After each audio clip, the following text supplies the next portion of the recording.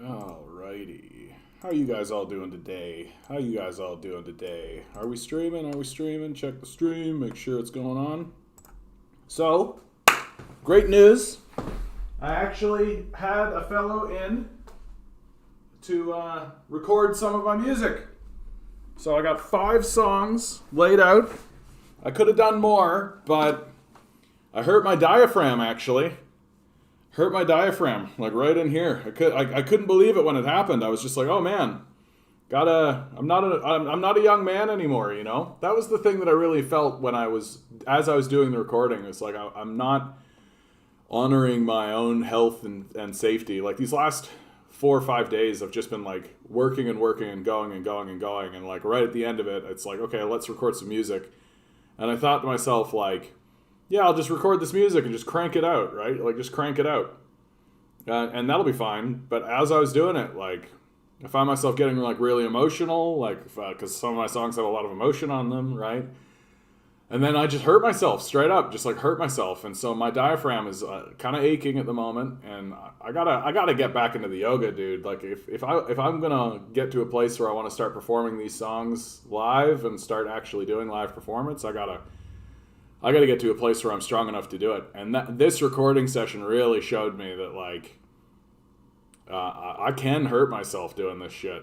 And this flows into, like, something I think about all the time. Like, anybody who wants to tell me that, like, artists or, like, actors or musicians or this are lazy, shut the fuck up. Like, shut the fuck right up. Like, I can't imagine a stupider thing to say. It's such a dumb thing to say that, like, you go to a show and you watch someone on stage as they're performing, and then you walk away from that thinking like, oh, that person's just lazy. Anybody can sing. Like, oh, wow, it's just such an easy thing to do. Like, you're so dumb, it hurts me. Like, it hurts me how dumb you are to think that. That, like, you're completely ignorant about, like, the physicality of it. You're completely ignorant about the impacts of the emotion. Like, it's unbelievable. Hey, Major, how you doing, bud? How you doing? Good to see you. So I recorded 5 songs. I got Antarctica recorded. I got 2020 recorded, and 3 others. And he's going and he's just doing a mix, and then he's going to turn around and send me the files, and then I'll be able to get them on Bandcamp. And if you are a $5 subscriber, I'm going to give you access to these songs, no problem. And of course, if you just want to purchase them yourself, you can go ahead and do that. On a scale from 1 to Snorlax, how tired are you? I mean, whatever's between those two, I think is where I'm at. I'm not tired. I just hurt myself is the thing. Like, I'm a little injured right now. And I keep injuring myself. I like poured hot oil on my fingers, so I've got like scabs on my fingers. I fell off my bike not that long ago, and so I got a scab on my knee. Right, and then I recorded these songs, and as I was recording them, I pushed just a little bit too hard on the last song, and I felt my diaphragm do a little like thing, and it so I'm a little injured right now. Hopefully by tomorrow that will kind of ease up and clear up, and I've done some stretches and stuff, and hopefully that'll ease itself up. So. Gonna go nice and easy on music and stuff today. Won't do any of the big crazy songs today. So some of the calmer stuff I think I'll do. And of course, as the guy was walking out the door, Major, I actually thought of you, and I thought, oh my goodness, I should have got recorded. It doesn't have to be this way, because I know that you like that song. But such is life. So it'll be in the next batch, because he's going to come back, and it was so funny. Like, he came in and he was really struggling with his technology, and then I get talking about my sort of like theory of electricity, which I have no evidence for, and it's about as hooba-jooba as it gets. But like, we don't.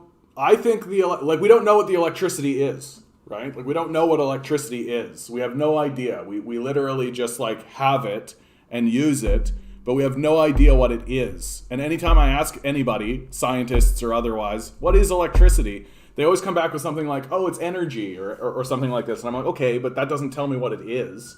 Like, that doesn't really tell me anything about it. And so, like, the more and more I investigate electricity, the more I realize that, like, oh, here is something that we're using and we don't know what it is. And we don't know what it connects to and we don't know what it does, really. Like, all we know is, like, if we put it in our machines, the machines come to life and they start doing things, right? And it's like, and we're using this technology to, like, fuck around, basically. Make cars go fast and shit. Like, it's just like... And so I start talking about this, and I start... One of my hypotheses about electricity is that it itself is sentient. I have no evidence for this, none of this. This is one of these hooba-jooba kind of conspiracy things that I love to talk about.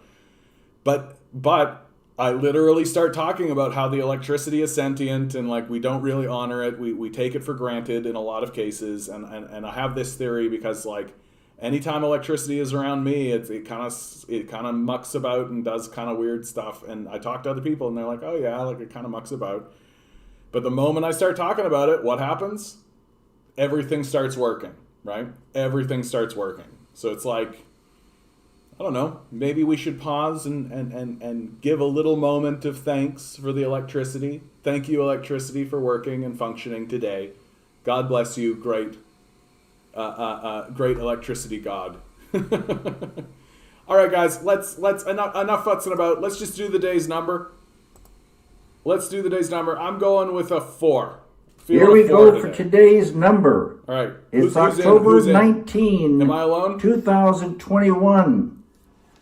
10 balls. David Lynch, the great and powerful. Each ball has a number. Each ball has a number.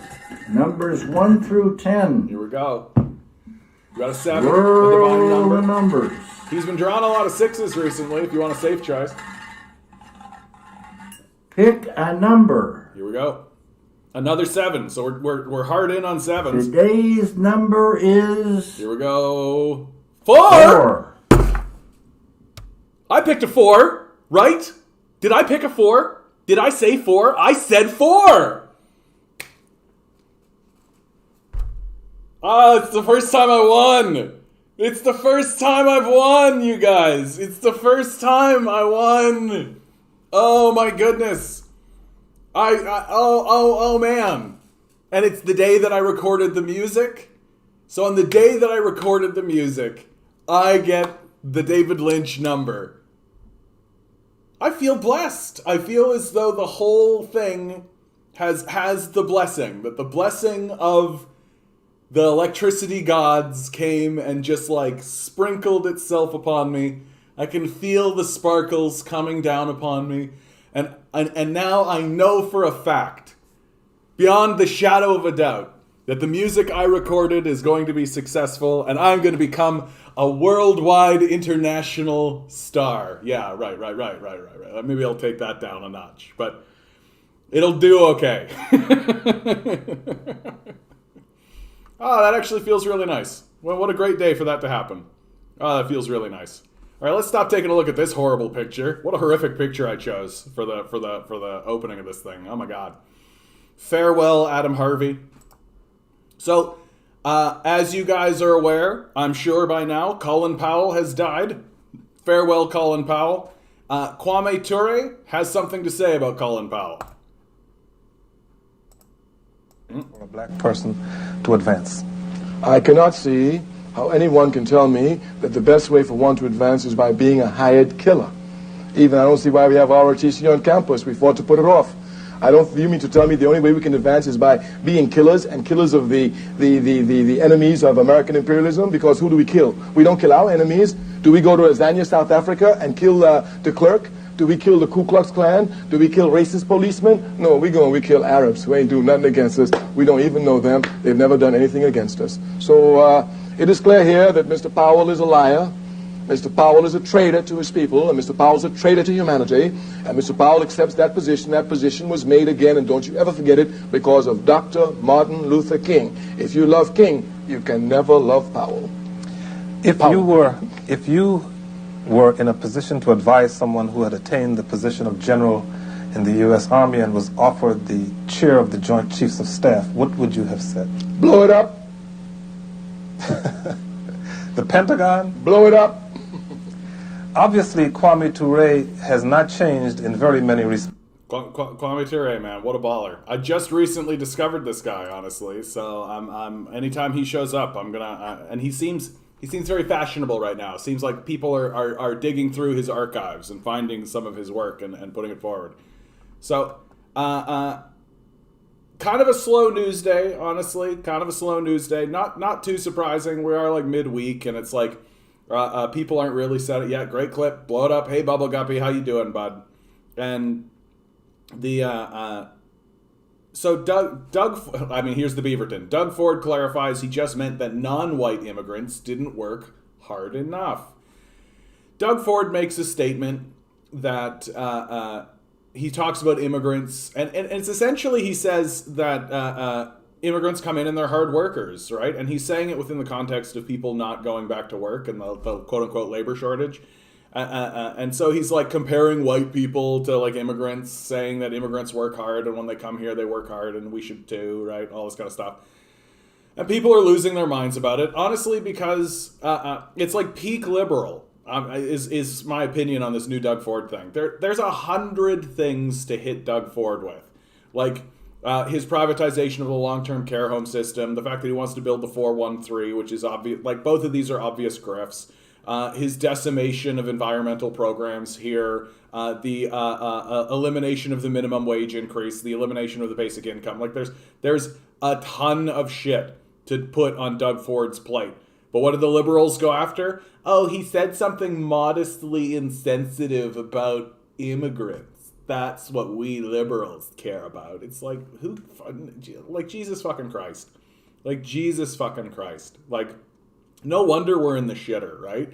No wonder this country's in the shitter, right? Like, the natural enemies of the Ford administration literally do not give a fuck about his environmental platforms, his economic platforms, any of this kind of shit. They don't care. They care that he's kind of insensitive to immigrants.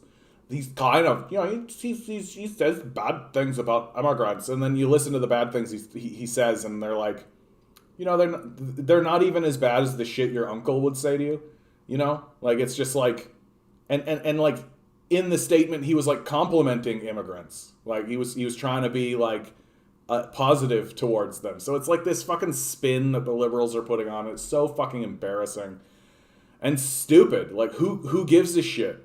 Like, Doug Ford says all kinds of stuff all the fucking time, right? He essentially talks for a living, right? And you're just like gonna take these like phrases out and like pretend as though this is what matters when the guy is literally trying to grift us with like, here's something to actually fucking shit on Doug Ford for. With election looming, Doug Ford's PC pitched themselves as a party on the side of the workers. Ha ha ha ha ha ha ha. Oh wait, you were serious? Allow me to laugh harder.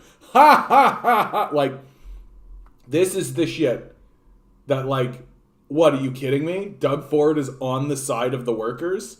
Are you serious?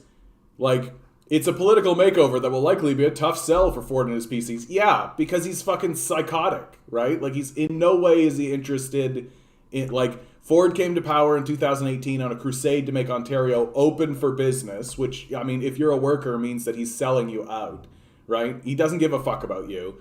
One of his government's first bills froze the minimum wage, scrapped a requirement that employees give all staff at least 2 paid sick days, and ended measures that make it easier for some workers to join a union. Pro-worker, right?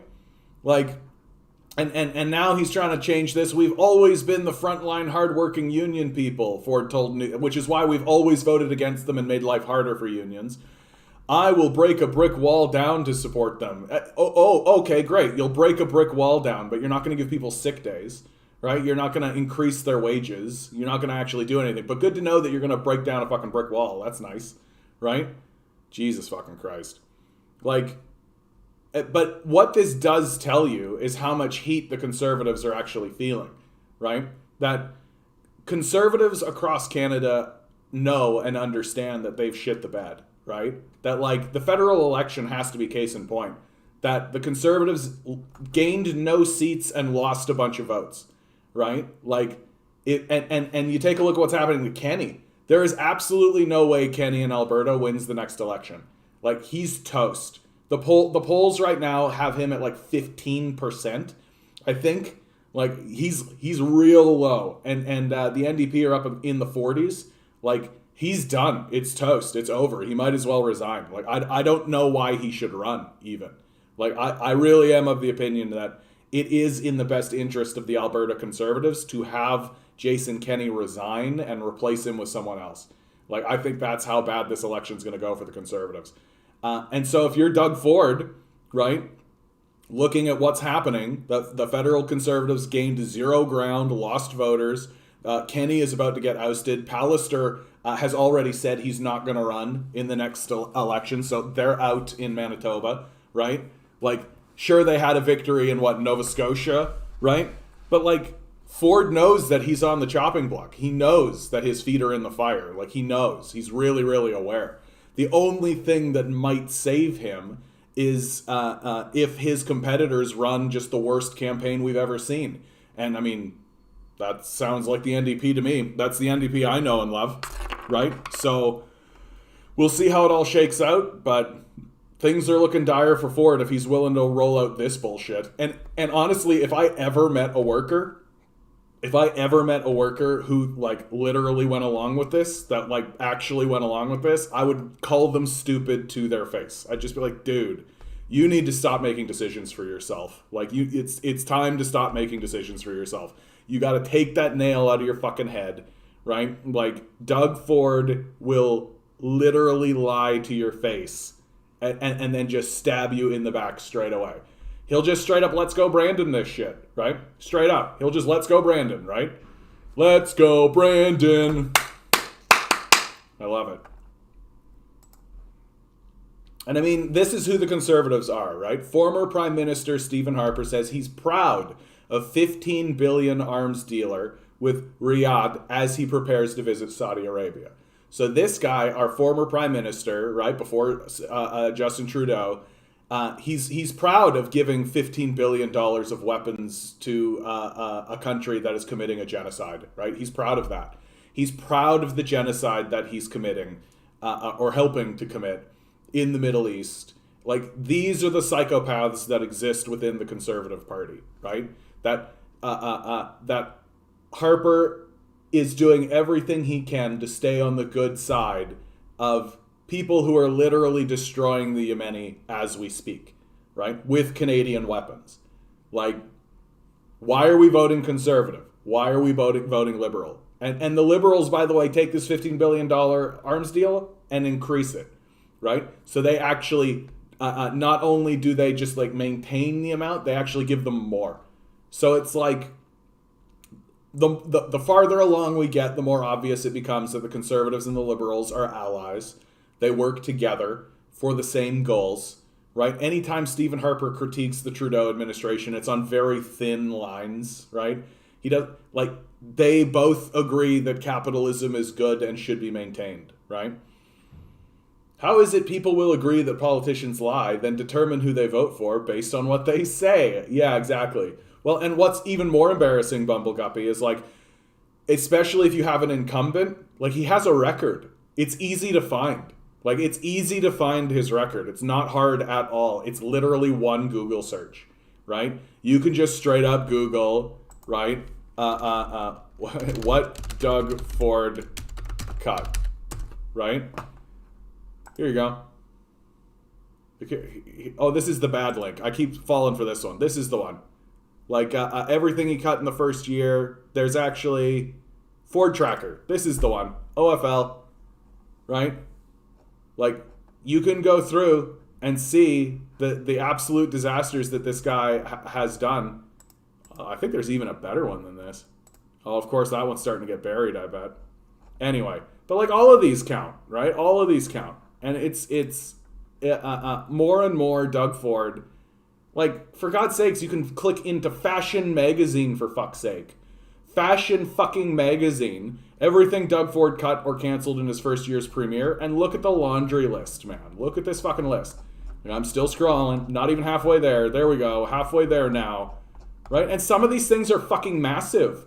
Like, some of these things are fucking massive. Right? What he's done in the environmental alone, he canceled 700 environmental programs. Like, that would be like saying, oh, we don't need to build that wall as the army advances, right? We're going to defund that wall project as the army advances onto our position. Like, get fucked. Get fucked.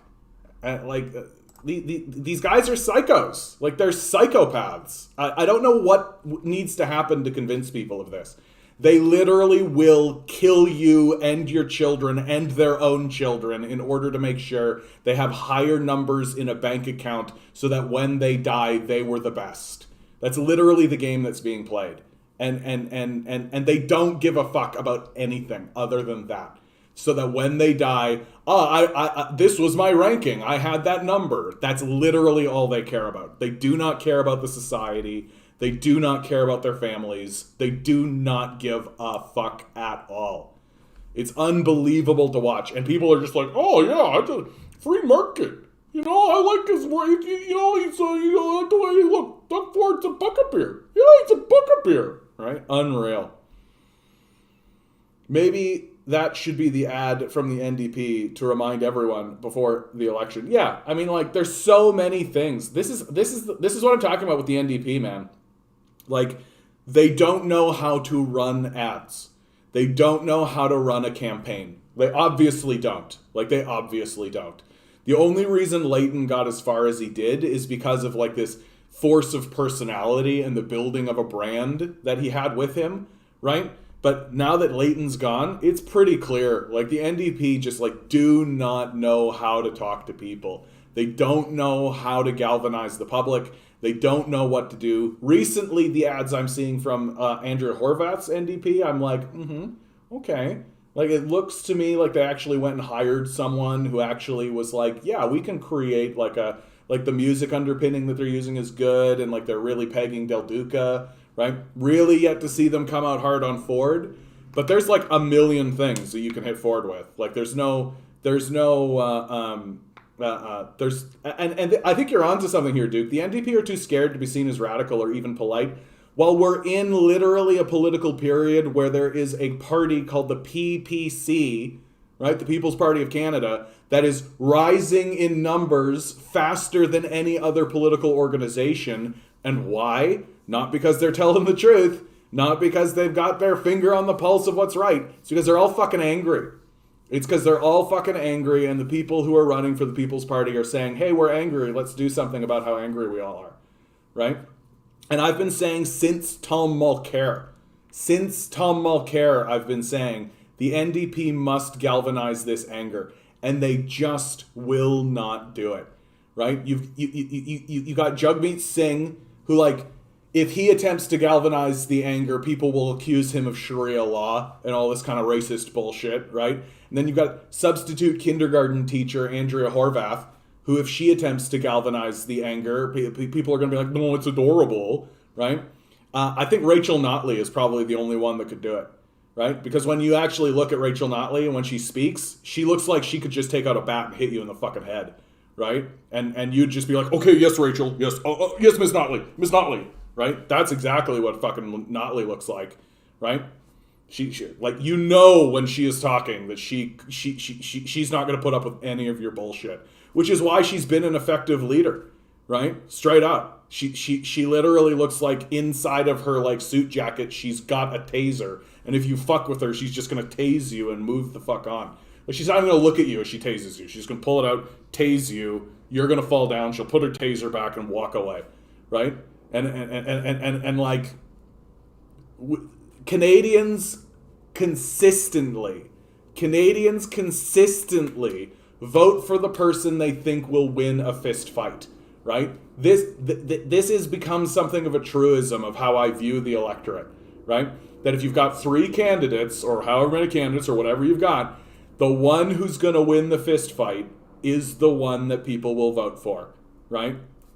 It seems like a total truism to me. Like, in the last election here in Ontario, right? Doug Ford, Andrea Horwath, Kathleen Wynne. Well, Doug Ford wins the fist fight, so Doug Ford wins, right?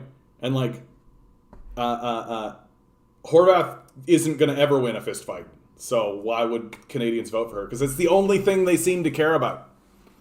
Like, they obviously don't care about their own quality of life. They obviously don't care about the quality of life of their own children. They obviously don't care about how overworked and exhausted everybody is. Like, it seems to me like literally the only thing we care about is, yeah, go get him. That seems to literally be it. So I don't know. And if that's the truth, and I think it is, then the NDP have to play the game along those lines, right? They've got to play the game along those lines. Like, Andrea Horwath has just got to be a little bit meaner than she is, right? And the trouble is that I don't think she's just a very mean person.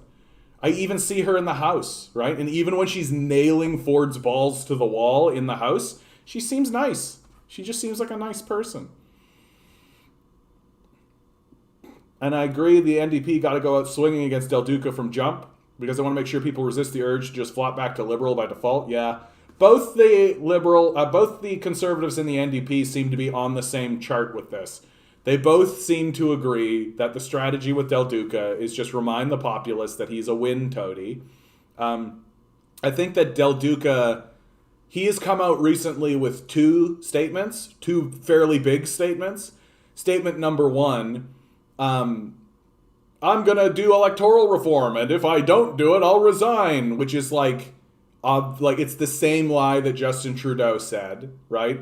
And the idea that he's not going to fucking resign. Are you fucking kidding me? Like, oh, I don't believe him when he says he'll do electoral reform. Oh, but he said he'll resign if he doesn't do it. So now I do believe him. Like, how stupid are you if that's how you think? Like, the fact that he says he'll resign if he doesn't do it should convince you that he's not actually interested in doing it, right? It's such an egregious, it's so overblown. It's so, and if he doesn't, he's not going to resign. What are you, fucking two? Like, he's not going to fucking resign. He's going to not do it, and then he's just going to be like, well, I didn't do it. What are you going to do about it? I'm here for 4 years, right? Oh, you're not going to vote for me next time? Okay, I don't give a fuck, right? I'm going to do exactly what my corporate owners want me to do, and then I'm going to go sit on a board of directors, right? Welcome to fucking politics, children. Time to grow up and be a fucking adult. And both Horwath and Ford are just putting their boot on Del Duca's face and pushing him down. And I think Del Duca understood that the populace saw through this statement almost immediately. Because what I said was like basically what everybody said. And so he immediately came out with, oh, we'll do the pilot program, the basic income pilot program again, right? And my response to that is, get fucked with your pilot programs. Get fucked with your pilot programs. Pass a basic income. Shut the fuck up. Pass the basic income. That's what I'm voting for. I'm not voting for a pilot project, right? It's at this stage in the game, telling me that you're going to do a pilot project for a basic income would be like telling me you're going to do a pilot project for a universal healthcare system. Like, we know it works, Chucklehead. We know it works. We know that what you're doing is delaying it. That's what we know you're doing. It's very obvious that your strategy is to delay this obviously necessary, desperately important, but it doesn't work for your owners policy, right? That's what you're doing. Get the fuck out of here. So I hope it does come down to Horwath and Del Duca, Horwath and Ford. And I hope people really realize, like, don't go, like, if Ontario just swings back Liberal, I'm just going to be like, what the fuck is wrong with us? Like, there's something fundamentally wrong with us if that's what we're going to be doing. Like, it's just embarrassing. And I mean, there is something fundamentally wrong about white culture. Like, it's ingrained in us to be imperialist, psychopathic, genocidal maniacs. It's part of who we are as a culture. We love it. We want it to be that way. And we're not interested in confronting it. So, like, there's definitely something wrong with us. To be honest, I'd love to see Matthew Green take over the ONDP. Yeah, even though he's federal, I think the transition would work well. Yeah, and those sorts of transitions can happen. I also think that there's a sing in Horwath's cabinet. I forget her first name, but every time I've heard her speak, that lady looks like she's got some business, man. Like, she's got some shit to say. She's got some stuff. She's got a chip on her shoulder, man, and you can see it. And, like, I think about, like, if she was running up against Doug Ford, man, it would be a different ball game. It would be a different ball game for sure. Because so much of politics is just perception, right? It's just, like, image. And that's all people have the time or the willingness to put into it. And so when they look at Horvath, they see the substitute kindergarten teacher, right? And they're like, about it. But that Singh, the lady in her cabinet, I think that I think she's next in line, and I think that when she takes the party over, it's gonna get there, man. It's gonna be scrappy for sure. Scrappy is the word that I would give her. Yeah, the NDP needs to get people mad. Enough asking politely for people to be racist hogs. Enough asking for the dental care and enough for all this. Enough for asking nicely. It's time to demand it. Well, Isabella recently, the trans woman that I organize protests with, right? Incidentally, November 7th, 2 p.m., 6 Tetton Hall Road. It's Doug Ford's house. Come, right? We're going to protest in front of Doug Ford's house because fuck him. And hopefully that'll get us some media attention because it's unbelievable what's happening to the disabled in Canada. Like we give less money to the disabled than the Americans do. We're experiencing a housing crisis. It's driving the disabled into the streets, like literally homeless people now. It's unreal what's happening here in Canada, and we're literally just fucking ignoring it completely. And so ODSP, like there are ODSP workers that are going on that are holding a protest, right? But they're basically asking to just increase the amount from like by about 20%, right? So they're begging for scraps. So Isabella is like boycotting this thing, and I'm like, yeah, of course, because like enough boycotting, like enough of this begging for scraps bullshit, right? You can't. First of all, you can't even get the scraps, right? You can't even get the scraps in the first place, right? And then B, even if you do get the scraps, who gives a fuck? By the time you get the scrap, right, they'll have adjusted the system so that the scraps don't matter to them anymore, right? Like the fight for 15 bullshit, right? Oh, let's fight for 15 and we'll fight for scraps so that, yeah, maybe we should be able to live while selling our entire lives away and all this kind of bullshit. And by the time we actually get this shit in, well, inflation has eaten it all away, so it's gone, right? Like, stop begging for scraps. Start letting these guys know, like, we can just walk in here and take this shit over, you know? Like, we literally can just shut this shit down. Like, we can just walk out the door. We can shut your stupid shit down. Like, it's time for people to actually act as though they have power, because they do, right? That if you want to shut down a business, you gather your staff and you walk out the door, right? In my view, there's only 3 legitimate acts that can be done in this society right now. It's so fraudulent and without credibility. 1, quit your job, right? Quit your job, straight up. Tell your employer to go get fucked, to treat people better, right? Quit your job. I understand that people can't do this because it's a wage slave system, and so you're forced into the labor market or you don't get to eat, right? So number 2, organize your workforce and go on strike, right? Now, I understand that organizing your workforce and going on strike requires cooperation from your workers, and you might not be able to do that. Okay, well, the third thing that you can do, find a protest movement and join it, right? And don't pretend like they don't exist. Like, hi, hello. Like, it's getting embarrassing. Like, the society is an embarrassment in every single way. All of our leaders are fraudulent. All of our institutions are without credibility at all. Like, even a little. And the people who ostensibly should be our allies, the NDP, are literally like, oh, sir, please, can we please make sure that the people who are working full-time jobs actually get paid enough to barely pay rent and food? Like, fuck you. Fuck you. Fuck you. Like, I'm so fucking over it. And it blows me away that, like, that anybody else is thinking anything other than this. Like, this whole thing needs to stop. These capitalists need to go away. Like, literally, they're no longer attached to the system at all. That the workplace is actually owned by the workers. And any other structure, like, my hope is that, like, our kids will look back on and hear the stories that we tell them about capitalism and be like, oh shit, ugh. Because, like, it's abhorrent what we're doing. Like, it's abhorrent. It's grotesque on every level. Ugh.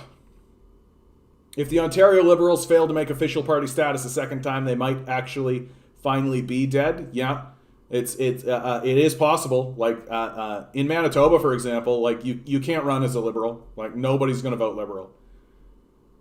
Also, we got to keep reminding people about Del Duca's pool that he built into a conservation area behind his house, even though the city told him to stop. He just completed it anyway. Yeah, get fucked, Del Duca. What? His Twitter feed is actually really good. Like he's actually good at politicking, right? Like if the tweets that he was doing were actually the tweets coming out of the NDP, I'd feel a lot more confident about this election.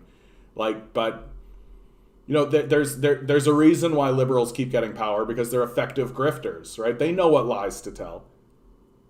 Used to be news cherry-picked the facts to encourage a particular opinion. Now they just spoon-feed opinions laden with crack. Yeah, you don't need, like, nobody cares about facts anymore, dude. Like, no one gives a shit about facts or evidence or anything anymore, right? You can say anything you like, and the populace is just going to be like, oh, yeah, that's 100% what's got to be going on. Yeah.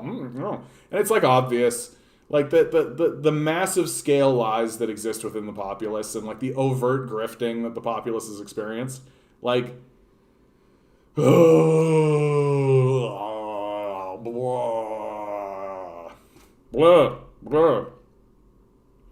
What is his full name? The one you're referring to? I'm sorry, mate. I don't know what you mean. Just wait until the rent freeze ends. Talk about encampments in Canada. Yeah, absolutely, dude. Like if they end a rent freeze, or they honestly, if they do anything, like if they like the NDP is pegging the Liberals right now because they're not going to get back into session until November, right? Well, the last payments for the CERB are in October. So that means that there are going to be people who do not get the checks they need, right? And it won't even be addressed until after it was done. Oh, I don't remember her name. Singh. She's a Singh. I think she's related to Jagmeet Singh. And the oh hell, now you got me on this. Singh, Ontario. No, of course everyone's gonna find Jagmeet Singh. Guratan, I think this is her. Nope. Is there a bunch of Singh? Sarah Singh. Is this her? Yes. Anytime I listen to her talk, I'm just like, there's your leader right there. Like she knows what's up. Anyway, I won't go too much deeper on her. The cons in my town just blame homelessness on drug addiction. Yeah, right. Because drug addiction is like a personal choice, right? Like as if it's not a fucking disease. Like, and it's like what the Liberals are doing is obviously to set the date of going back to the cabinet so that the CERB can just lapse, right? That's what they're doing. They're just going to let it lapse so that they don't actually have to stand up in the legislature and say, okay, no more, right? And it's going to be up to the NDP to actually, like, ramp this up again. Because what's going to happen if you end the rent freeze, or if you stop actually supporting people, you're just going to have a huge spike in homelessness, right? And how do I know that's the truth? Because it's exactly what's happening in America. It's exactly what's happening in America. The experiment's been run. We've seen the results, right? But, I mean, since when have any of these politicians cared about experiments and results and facts and evidence, right? Like, none of that matters. The corporate overlords want it to happen because they want to increase suffering, and so that's what the Liberals are going to do. And the populace, who just, like, gullibly kept voting Liberal because they didn't know what else to do, even though there's, like, obvious alternatives. Like, yeah, once you get laid off and evicted, you magically have your blood filled with drugs from on high. Exactly, yeah. Like, hey, let's ignore the reason they turned to drugs in the first place. Yeah, and like the war on drugs has been a complete failure, like across the board. Evidence is in. Societies that legalize drugs see a decline, right? Societies that actually provide social security nets see a decline, right? Like, no, I mean, like we're just straight up, like, there's something wrong with us. There's something deeply wrong with us. And whether it's like in our blood or whether it's because of our like religious ideology of hatred, like the capitalist death cult, yet to be seen. But okay, guys, I gotta do a chair stream. I gotta do a chair stream just for a couple of minutes here. One second. Chair stream. Chair stream. Chair stream.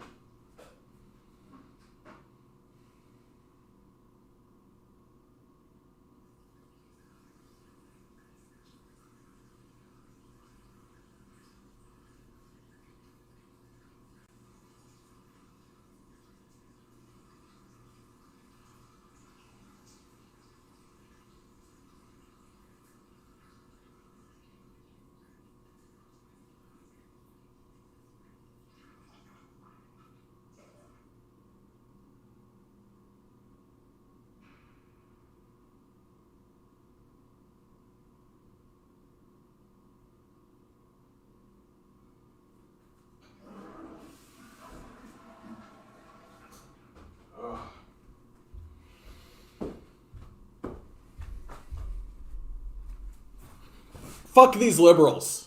Like, fuck these liberals, man. Fuck these liberals, man. Like, I'm so fucking pissed off at these liberals. Like, literally, one of the first things that Justin Trudeau does as soon as he gets back in office is he equates the far right and the far left as like the same thing. Because this is the new strategy that's coming out of the corporate power structure, right?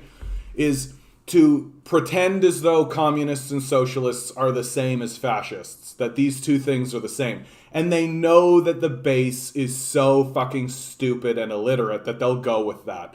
They'll just keep pretending as though the communists are just as bad as fascists, right? And it just kills me because they're going to do this kind of stuff while simultaneously abandoning the populace, right? That the liberals are not going back to parliament until November, which is after the supports, right? The CRB and the CERB and all that kind of stuff, after they lapse. And once they lapse, you're just going to have like thousands and thousands of people just be like, well, I guess I'm homeless now, right? And how do we know that's the truth? Because it's exactly what's happening in the United States. It's exactly what's happening in the United States. Like, I just don't know what to say to people who are voting liberal anymore. Like, I just don't know what to say to them. Like, your leaders are obviously working for corporate power.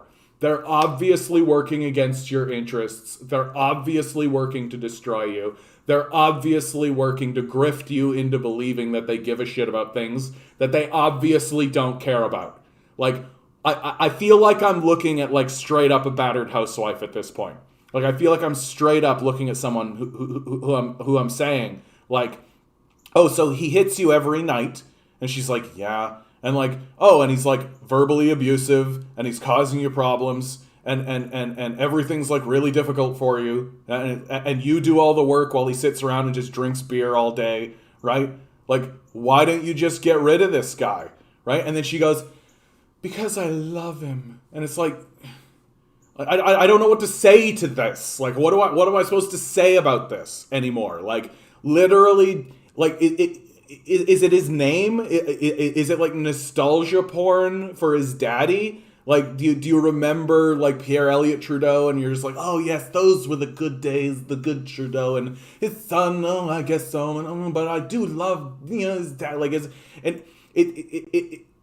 at some point, I've got to start thinking like, is this like a sexual kink for people? Is being abused and like getting shit on and getting ignored and getting abandoned and having people lie to, like openly lie to you and then actively betray you, is this a turn on for people? Are there people who are like, oh yeah, Justin Daddy, lie to me good? Because it seems like that's the fucking case.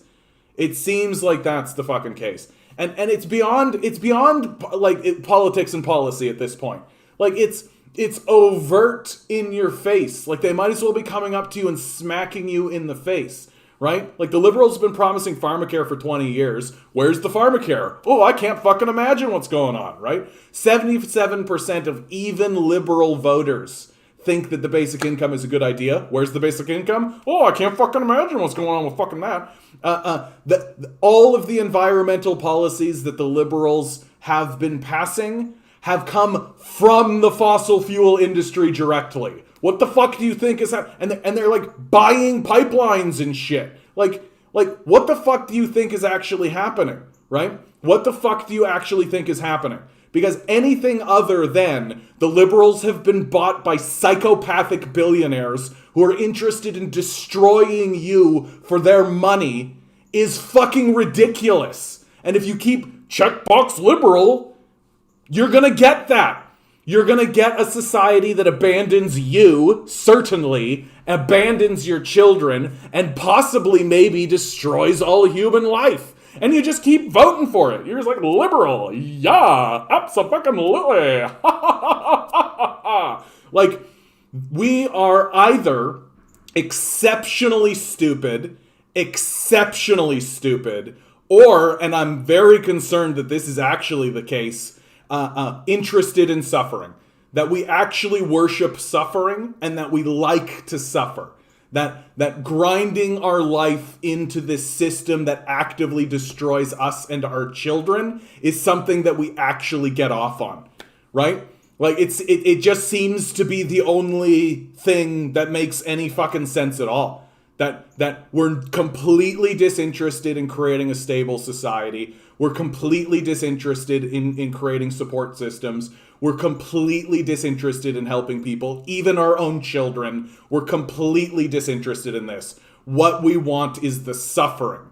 That's what we want. That the call to the void has become so overwhelmingly large that now we're trying to create a society that ramps us. We're trying to accelerate to destruction at this point. Like, why else are you voting conservative and liberal, right? It's not to save anything, right? It's not to actually build anything. It's not to create a stable society. It's not to do any of that. So why are you doing it, right? Why? And I'm yet to have anybody actually give me a reason at all outside of like obvious grifting propaganda, like and stupid shit, like, oh, they'll lower the deficit. Like, shut the fuck up. You literally don't know what a deficit is. Like, you don't know what it is. And you keep talking about how important it is we lower the deficit. Like, it fucking matters at all. Oh, the invisible money dollar thing that we invented and made, it's lower. That's good. What? What the fuck are you even talking about, you clueless boomer? Shut the fuck up. Like, shut the fuck up.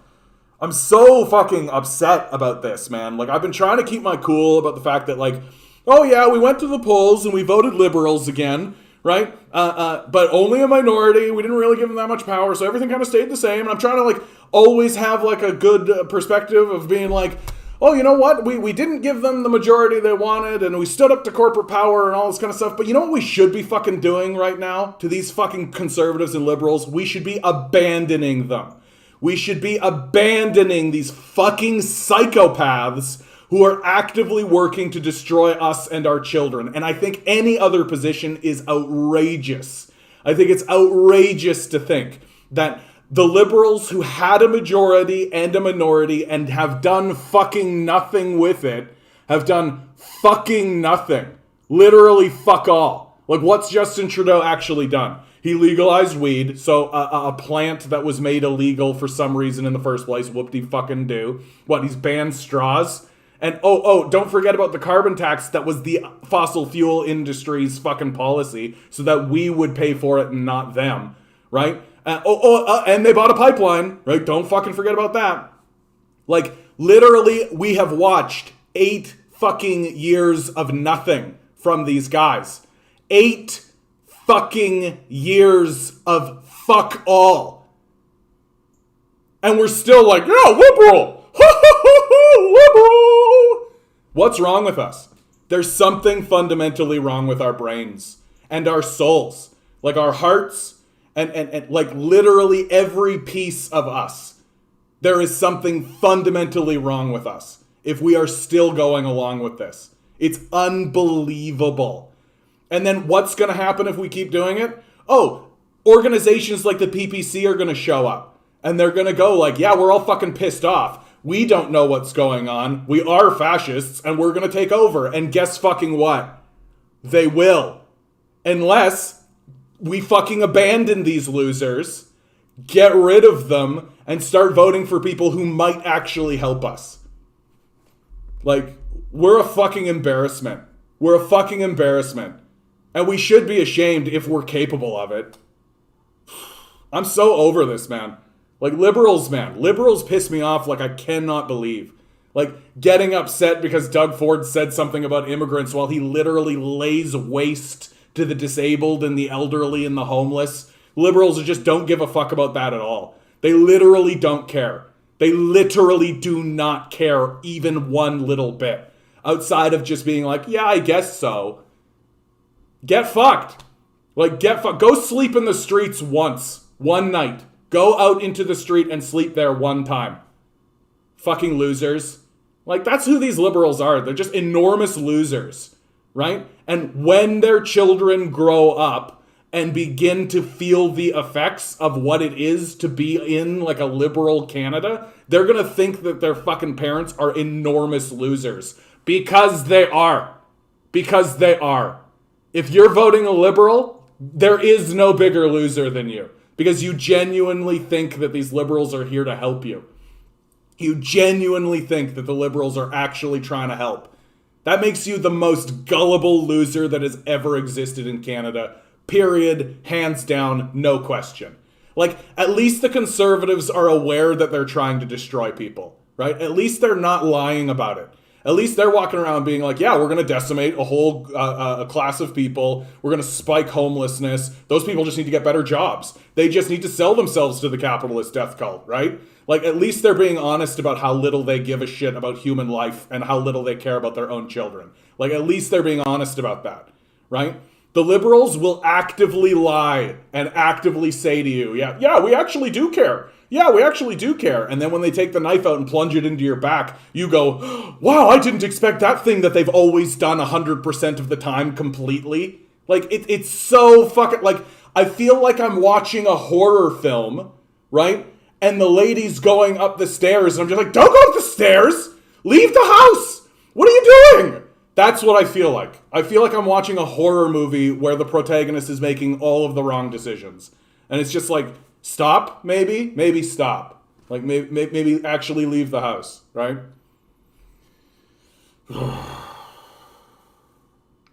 Well, if you made it to the end of this clip, please be sure to like, share, and subscribe. Patreon's down below. I could use some fucking money so I don't get thrown out onto the fucking street like these liberals intend, right?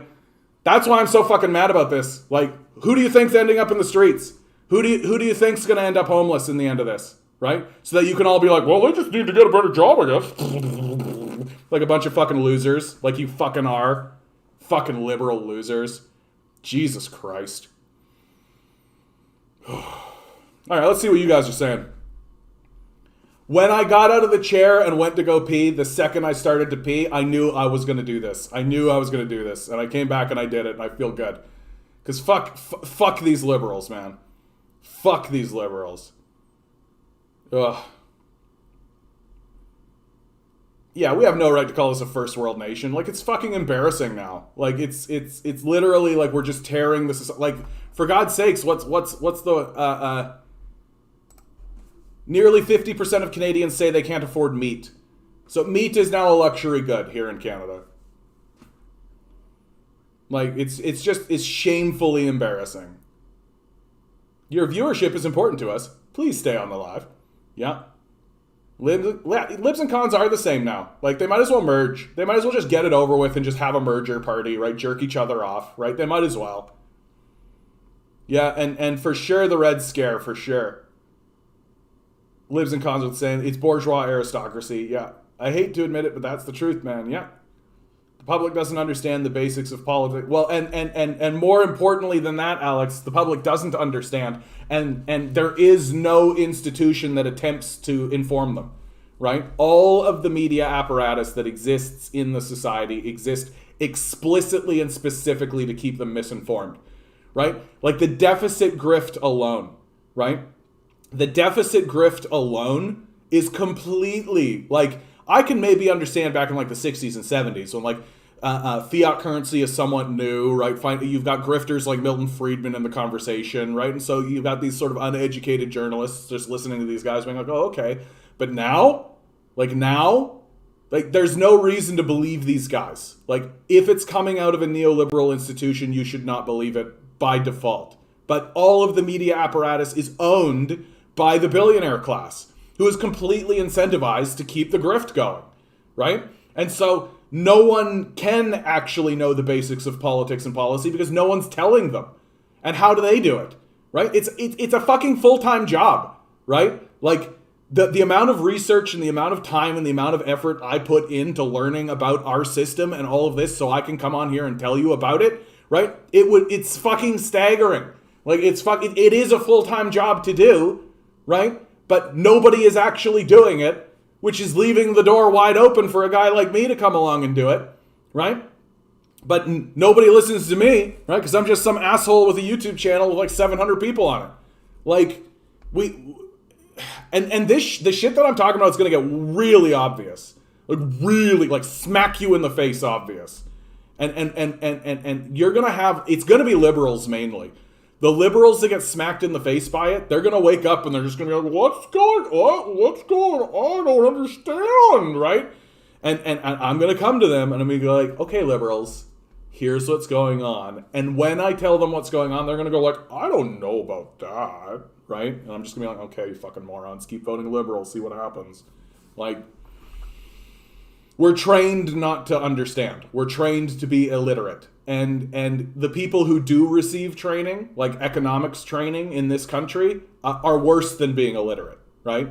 Like, if you have a degree in economics from any institution here in Canada, you are worse than illiterate. That you need to be retrained because you've been trained in a religious cult and you don't know anything about economics. You've never read Marx, right? You've never actually read any of these economists. You certainly haven't read Adam Smith even, because if you actually read Adam Smith, you wouldn't be saying shit like the free market, right? Adam Smith was like desperately against the idea of a free market, right? He understood what a free market would mean for a people. So these economists are like worse than illiterate because they think they're educated and they're not. And God help you if you've got like Fraser Institute on your resume. If you have Fraser Institute on your resume, I basically take you and I just throw you in the bin. Like, literally, you are worse than misinformed. You're worse. You're worse than like these fucking anti-mask types. Like, you're worse than a conspiracy nut because you actually think you should be credible when you are the opposite of credible. Like, it's unreal what we're going through. And so to expect the public to somehow be more aware than these like incredulous institutions that are actively lying and deceiving them is a bit much. But it is starting to get like fucking obvious. Like, it is starting to get like fucking obvious that like there is like what's a credible institution in this society anymore. I keep asking this. Nobody ever has an answer for me. Nobody ever even attempts, right? There's not one institution that has credibility in this society any longer. Name one. Name one. Yeah, we outnumber them 99.99001%. And like, we are getting into like Bug's Life territory. Straight up, like, get all the ants together, stand up against the crickets, right? Tell the crickets to fuck off, right? That's straight up where we're at now. Like, and I mean, here in Canada, there is still like the slim margin of hope that we might be able to vote our way out of this.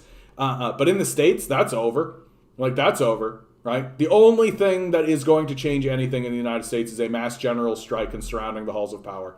Like, that's all it's going to take. And fuck this, like, showing up at Wall Street bullshit. Surround the White House. Surround the fucking White House. Stop pretending as though showing up to Wall Street is going to do anything. Like, that's not what's going to happen, right?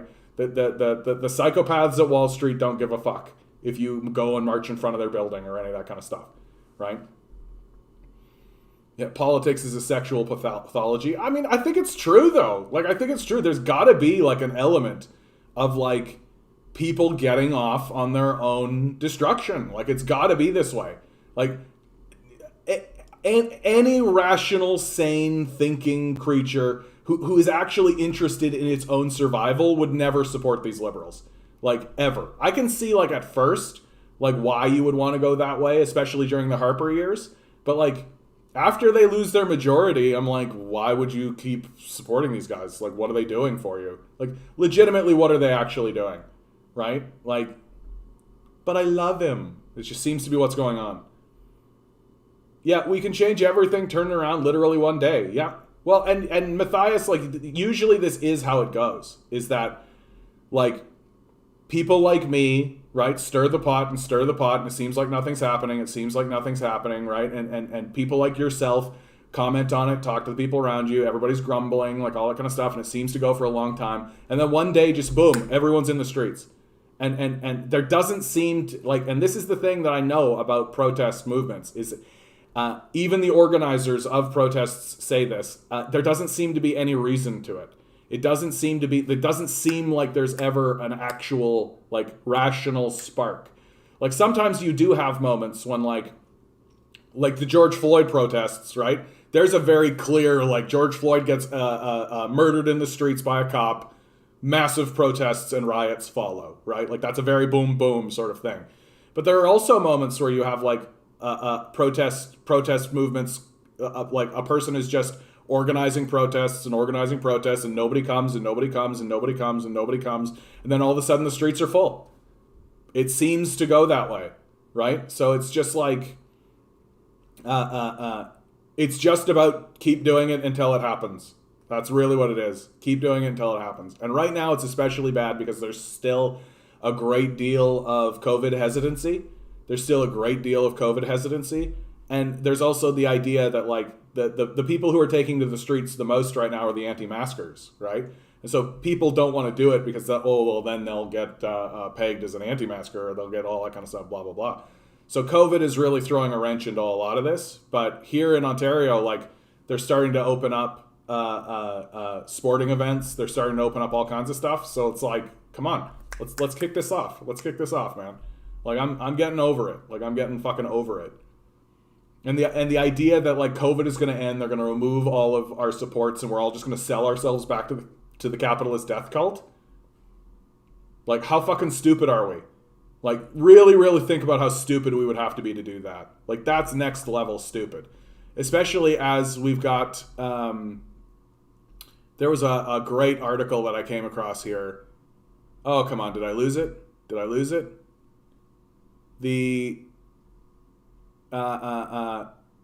you go. For 95% of human history, people worked 15 hours a week. Could we do it again? An anthropologist explains the roots of our workaholism and offers a vision of a more leisurely future. By Jessica Stillman, contributor to Inc.com. I'm just going to read this. It's a short read. Monday was Labor Day, which means beside the barbecues and end of summer getaways, many of us took a moment to reflect on the gains won by labor organizing. The 8-hour workday, safe work conditions, and an end to child labor all came through union struggles. Before these battles, things were pretty grim for the average worker, right? Well, if you go back 100 or 200 years, the answer is certainly yes. During the Industrial Revolution, workers toiled 14 hours a day, 6 days a week, sometimes in dangerous conditions, with no unemployment insurance or social security to fall back on. Compared to them, we're all a bunch of slackers, which might lead you to conclude we should be thankful for our current 40-hour work week and accept it's a good deal by historical standards. Actually, no, argues anthropologist and author James Sussman in a recent Financial Times article, paid subscription required, hat tip, blah, blah, blah. In a long and fascinating piece, Sussman details his decades of research of African hunter-gatherer societies and uses his findings to argue that if you look over a much broader sweep of history, modern humans are weirdly workaholic.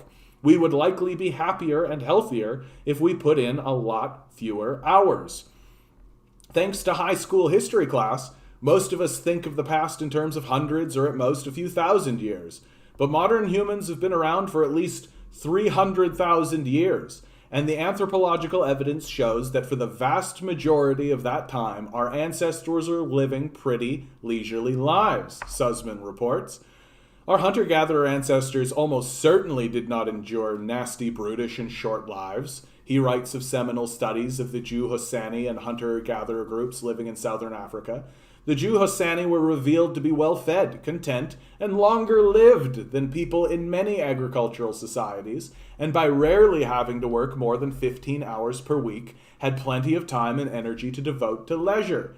With so much time to spare, our ancestors spent the rest of their days on other purposeful activities, such as making music, exploring, decorating their bodies, and socializing, says Sussman. That sounds pretty nice, but what does it have to do with us?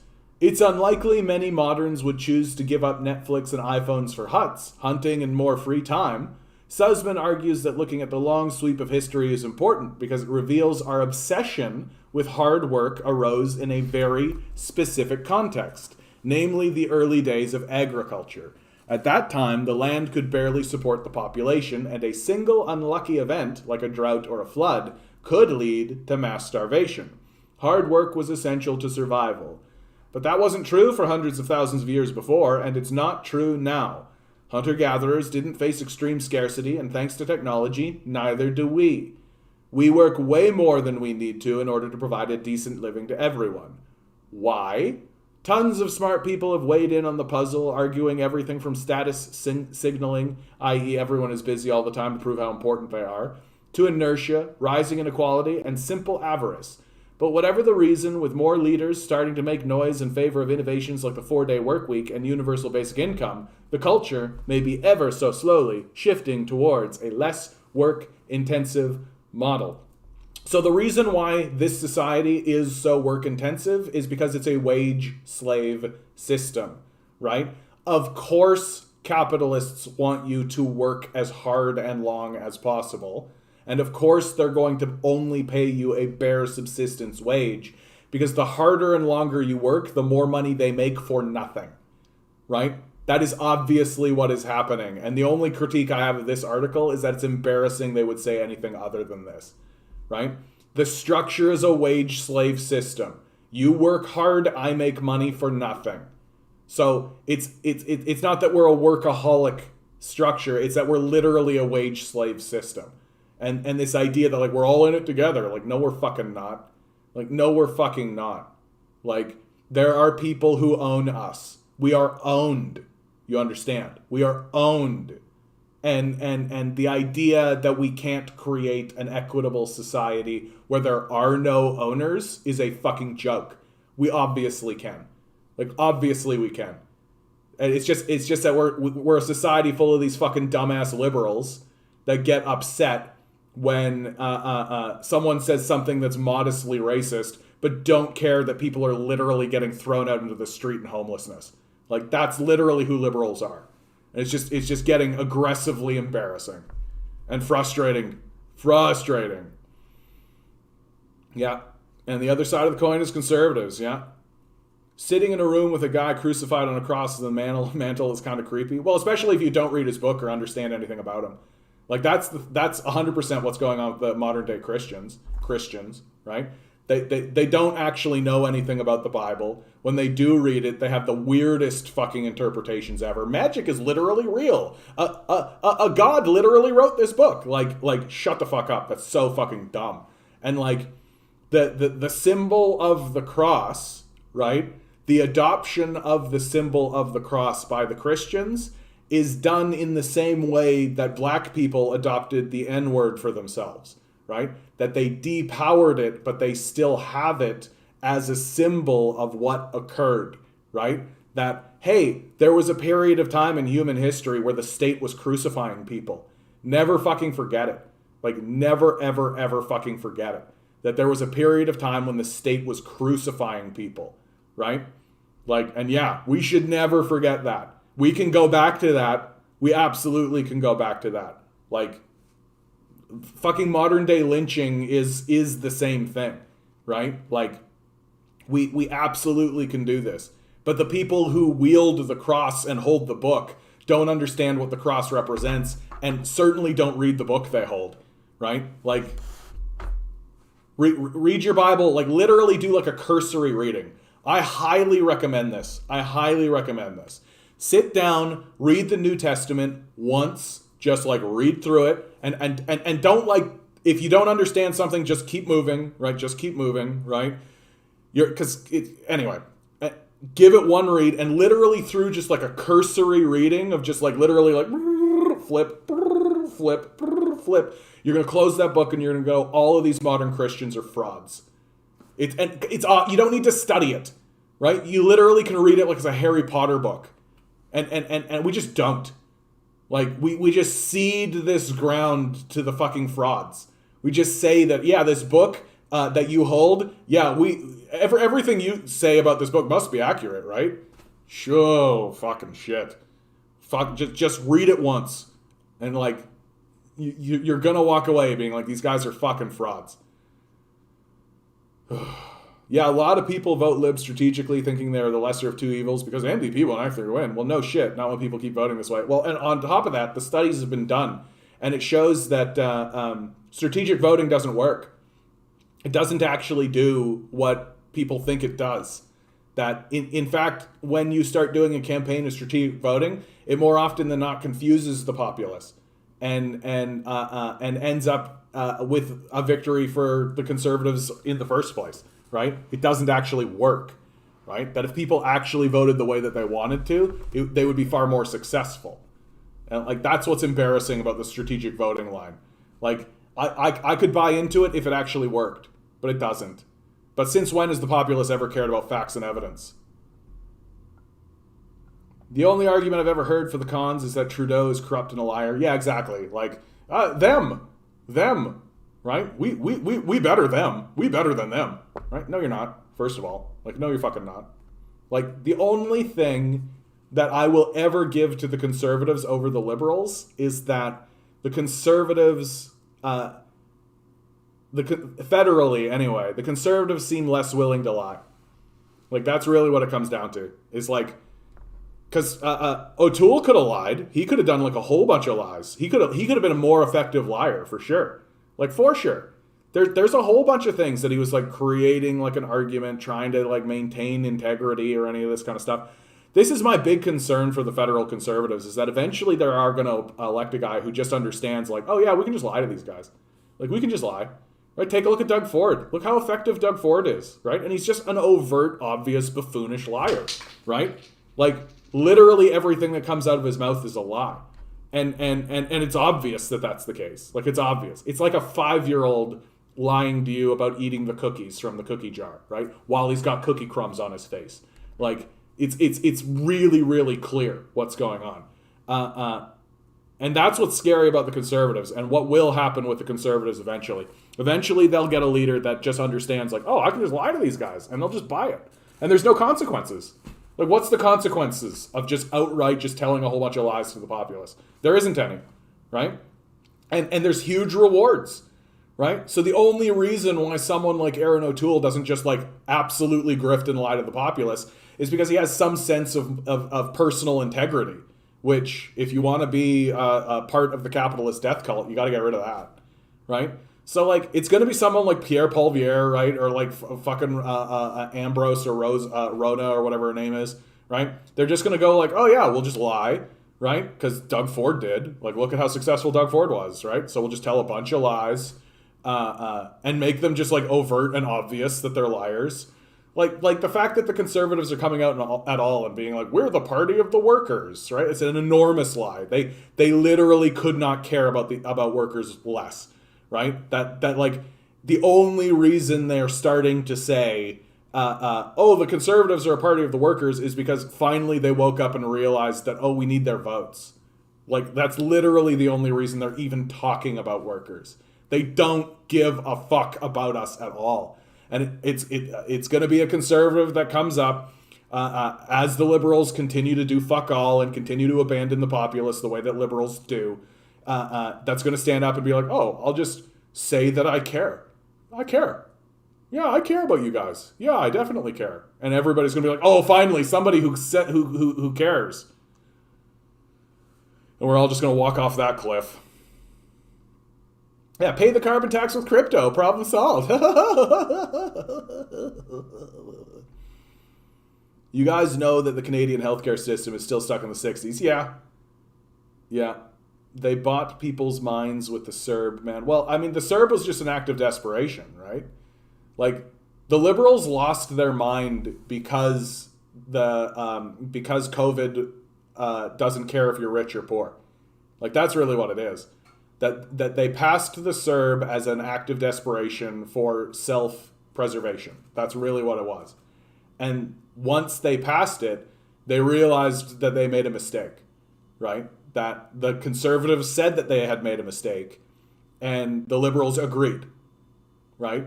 That the liberals basically said that they knew that they had made a mistake. And so now they're doing everything they can to get rid of the CERB, which is going to be a fucking disaster.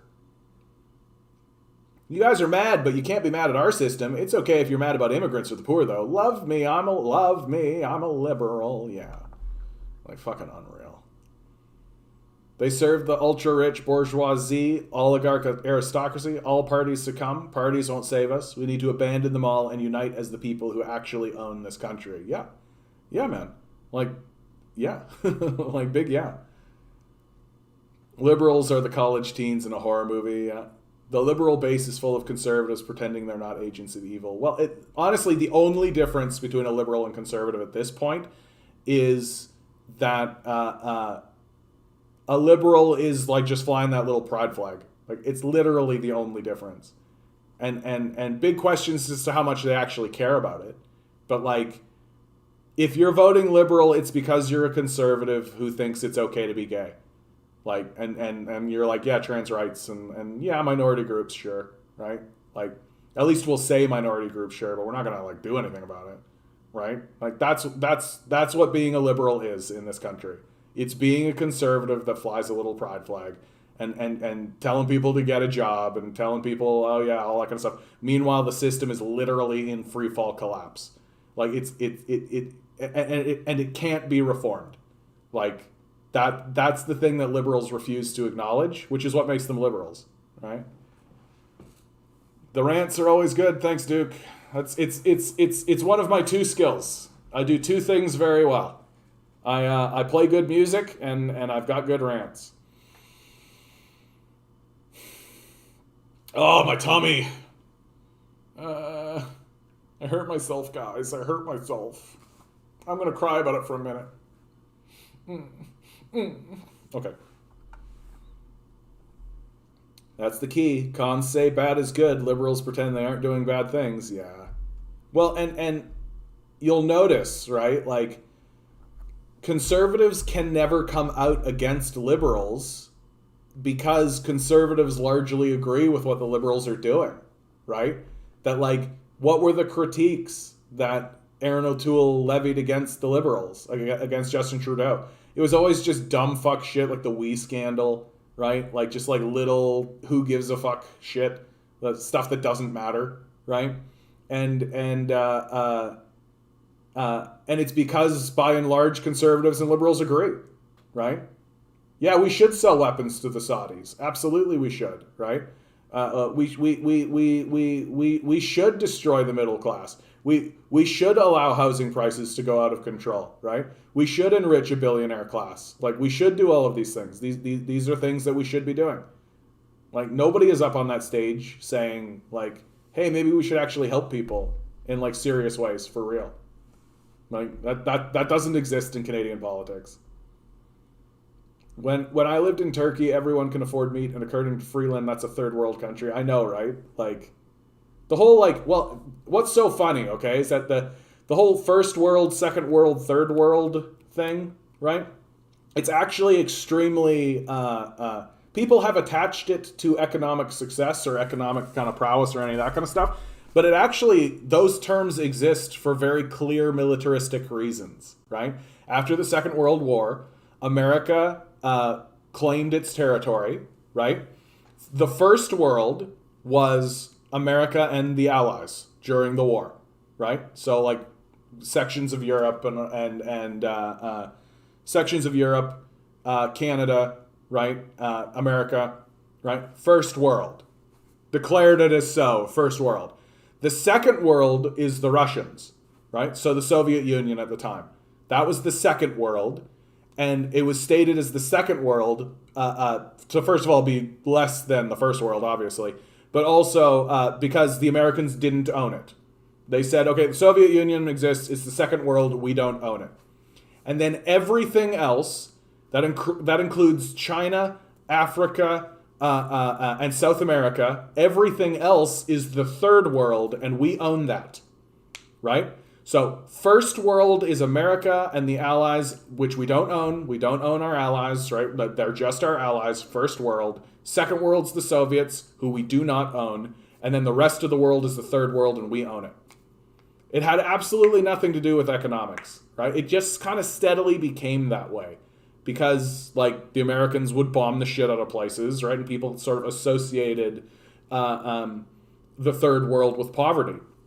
When, like, the reason why these places are poor is because America goes and robs them. Like, what do you fucking think is happening?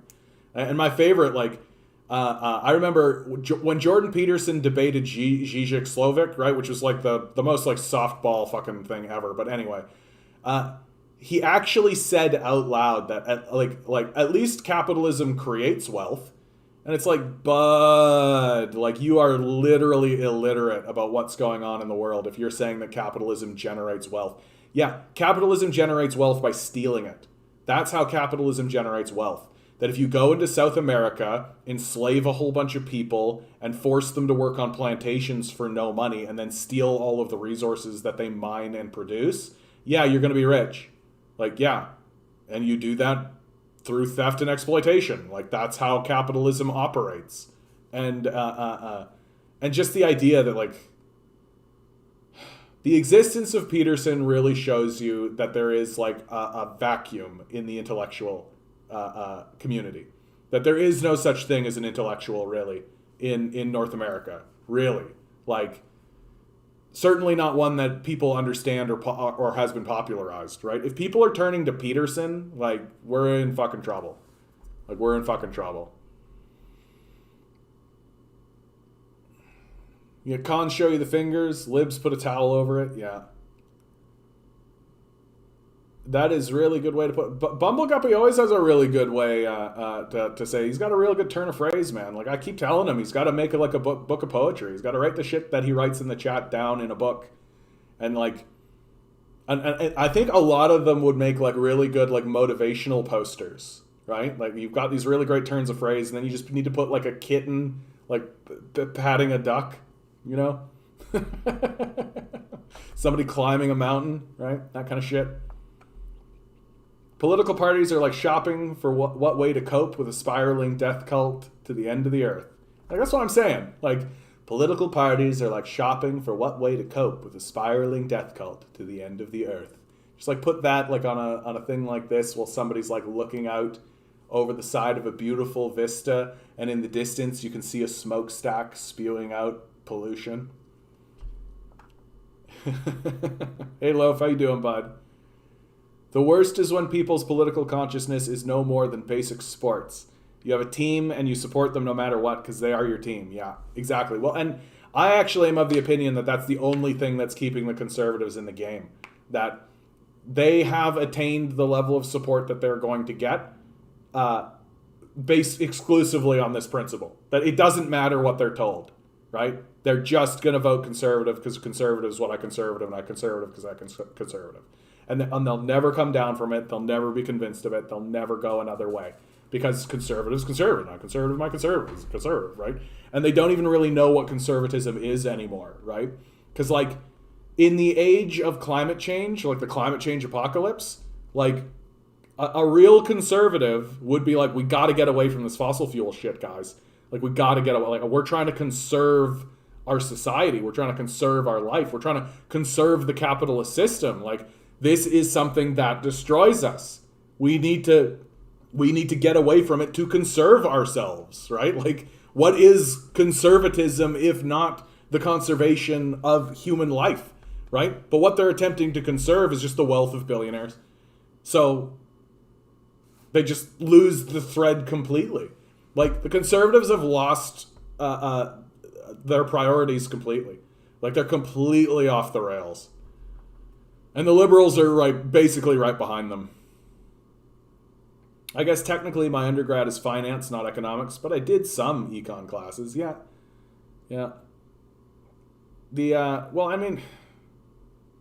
Finance. Like, there just comes a point where like so much of the economy is based on finance, and it's like, but it's all made up. Like it's all just it's all made up. It's illusionary, right? Like we talk about it as if these principles are concrete, but they're not, right? They're just agreed upon, and who's agreeing upon them? Well, fucking genocidal maniacs. It's crazy how Bernie didn't get the nomination. I think the Dem base wanted him, but the aristocracy said, we don't care. Yeah, I think that's probably right. I mean, Bernie Sanders explicitly did defeat Clinton, right? Like, he got the votes. He won that election against Clinton, for sure. And the ruling class, their most explicit statement was when they said that if Bernie Sanders got the nomination, they would vote for Trump, right? That really was very revealing. It was a very revealing moment in American politics when all of these people who claimed to be Democrats said that if Bernie got the nomination, they'd vote for Trump. It's like, oh shit. So like they literally don't have a moral center. Like their moral center is empty and filled with cash. Ants March, you got it. Bake bread, surround Doug Ford, yeah. Throw a pie in his face. He'll just eat it anyways, yeah. There are decades where nothing happens, and there are weeks where decades happen. Lenin, exactly. We're all going to be in the streets soon enough. Just depends how desperate we need to get. Yeah. Well, I mean, take a look at the fucking United States. Like, the last figures that I've seen has 600,000, but there was another fellow in here just yesterday saying that that number is up in, like, the 2 million category. It's like, I got the answer. The cross is important because it shows that Jesus fought for us and lost his freedom and his life. Yeah, obviously didn't read the Bible, just listen to the priest. But that is true. Like, I mean, what was Christ's, what did Christ get crucified for? Right? Christ got crucified. Like, this is actually a really important point that people don't really know or understand, right? They know the story of Christ going in and fucking up the market, right? Going in and destroying the users or whatever. And that's what led to his crucifixion. But what people don't understand about that circumstance is that people would come into the temple, right? They would have their sacrifice, and then these fucking merchants would say, no, your sacrifice is no good. You've got to buy our sacrifice, right? Which is an extortion, right? Completely. But also, and this is important, what they were doing was against the law, right? So Christ was in fact upholding the law when he fucking took the whip and chased these guys out of the temple, right? That they were the thieves, right? But because they were entrenched in the power structure, right, the Sadducees and the Pharisees, they were able to use this moment to galvanize the political forces in Rome in order to justify his crucifixion, right? Which is why they needed to bring Christ before Pontius Pilate. That they brought Christ before Pontius Pilate. Pontius Pilate knew that Christ had done nothing wrong. He knew that Christ had actually upheld the law, right? And that Christ was actually the hero of this story. He knew that. But he also knew that if he turned them down, it could result in a civil war and yabba, yabba, yabba, politics. So who gives a fuck if one other guy gets crucified? So he washes his hands of it. He doesn't make a decision. He just lets it happen, right? Knowing that Christ is innocent. Like that's the whole Pontius Pilate thing. And Thomas Senreca he was an African socialist. He had a beautiful statement on this. He said, you know that if even Christ himself had to take the whip to the capitalists, it was because he knew that was the only language they would understand. Yeah. Or that, for fuck's sake, Castro's Trudeau's dad, like, I can't imagine, first of all, A, believing it, or B, caring. Like, yeah, oil workers. When I make the argument cons are more honest, people don't understand the difference between saying something evil honestly and telling a lie. Yeah, that is what the conservatives do, right? They say something evil honestly. Yeah, I care. Well, back to my mansion. Yeah. Socially liberal, fiscally conservative. Like, this phrase here, we should be like, what you're saying here, Oddity, first of all, good to see you, bud. But like, if someone says that they're socially liberal and fiscally conservative, that should be a massive red flag for you. Like, you should, like, huge red flag, like, boom, right up. Because fundamentally what they are saying is, I am okay if you are gay, but I'm still going to make you my slave, right? I'm totally fine with gay slaves. That's 100% what that means. Because fiscally conservative, in the context that we are in now, today, is maintaining the system of wage slavery. That's what it is. And so, like, literally, you're just like, yeah, I can't wait to have that trans person be my slave. Get back to work, right? Since the USSR collapsed, there's no second world, let alone a third. Yeah, I mean, technically, Russia is still the second world. It creates a couple of like a place like Belarus, for example, is still technically second world, right? Because they didn't like sit down and redraw things, right? Yep. So the whole first world thing was colonizers, anti-coloners, and the colonized. Yeah, you got it, bud. Nailing it. Serious question: where do you think we will be in 5 years? Okay, 5 years. So 2025.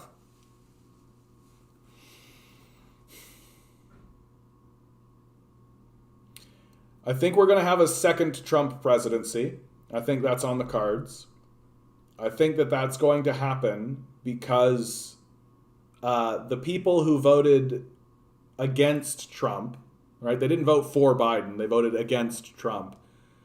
Will come to see that the Biden administration is not different than the Trump administration, that they will see that their lives and the lives of their communities have actually gotten worse. They will understand that the Democrats are doing nothing to actually help them, right? People will intrinsically understand this because that will be their life. They will be living it, right? It's impossible not to see the homeless. It's impossible not to see the destruction of your infrastructure and the destruction of your society. It's impossible to not notice that, hey, the Democrats have the House, the Senate, and the presidency, and they're not doing anything, right? They're not doing anything. Like, you can't miss it. It's right in front of you. Meanwhile, like, let's go bomb another country. Let's go bomb another place. Like, let's bomb Somalia again. All this kind of stuff.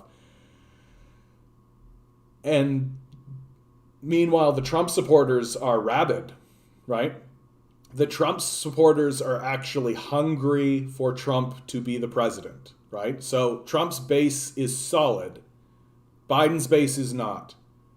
And all that the Biden administration has against Trump is Trump is Nazi. That's it. And honestly, after 4 years of the Biden administration, the populace isn't going to bite on it. They're not going to be like, oh, Trump is Nazi. Oh my God, stop the Nazi, right? Because like a lot of people, and I'm already seeing it, a lot of people are already saying to themselves, why are things not improving? Like, why are things exactly the same?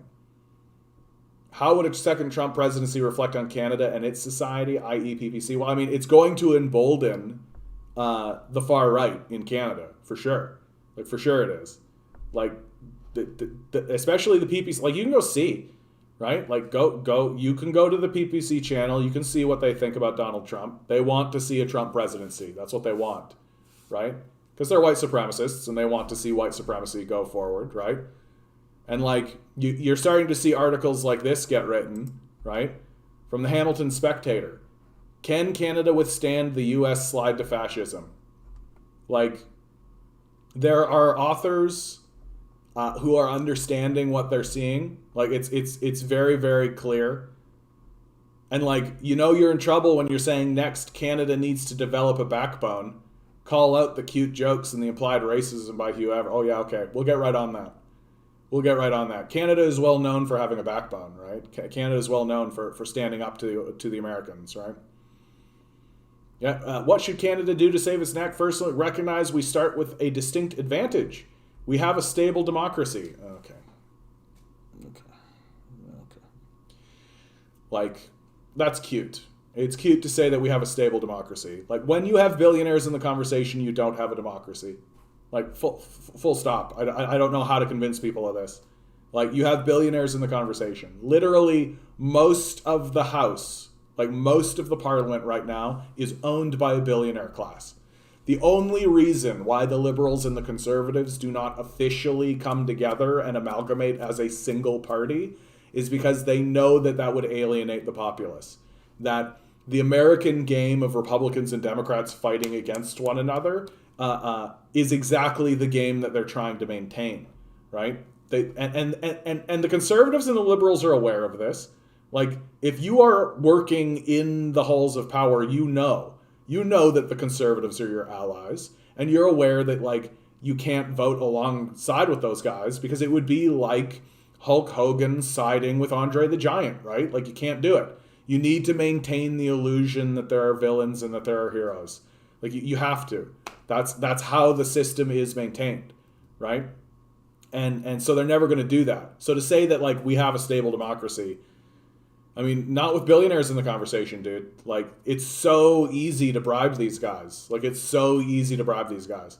And I don't mean bribe, like, walk up with a suitcase and, like, open a case of money and be like, take the bribe. Like, literally, invite these politicians to your mansion, helicopter them in, right? So you helicopter a politician into your mansion, have a big fucking party, right? Where they're surrounded by beautiful people, right? Servants are giving them all kinds of things, right? And just talk business with them, right?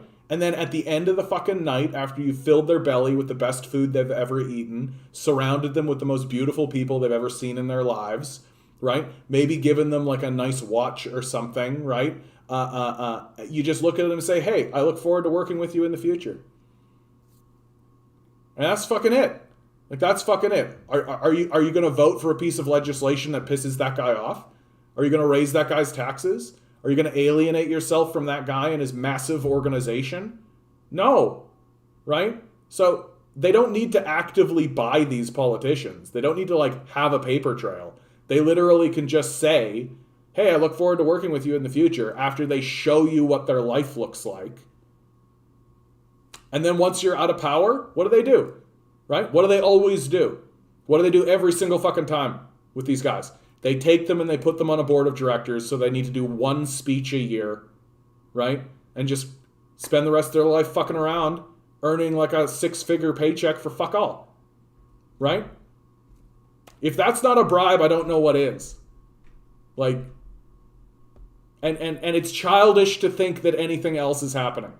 Like, it's childish to think that anything else is happening. Obviously, these politicians have been bribed. Obviously, they've been bribed. They know that when they leave power, they go work a cushy, like, 6-7-figure job for nothing. Right? And it was all just because that they were good friends to fucking the Westons and the Thompsons. That's it. That's it. And the idea that anything else is happening is a joke. Like, it's obviously what's happening. And we, as the society, need to abandon these parties who have obviously been bought out. And then, to eliminate this arrangement from existing at all, we need to eliminate the billionaire class. Like, eliminate it. It needs to go away. There needs to be no such thing as a billionaire. The idea of there being a billionaire needs to be grotesque. Like, we need to think about billionaires the way that we think about serial killers and pedophiles.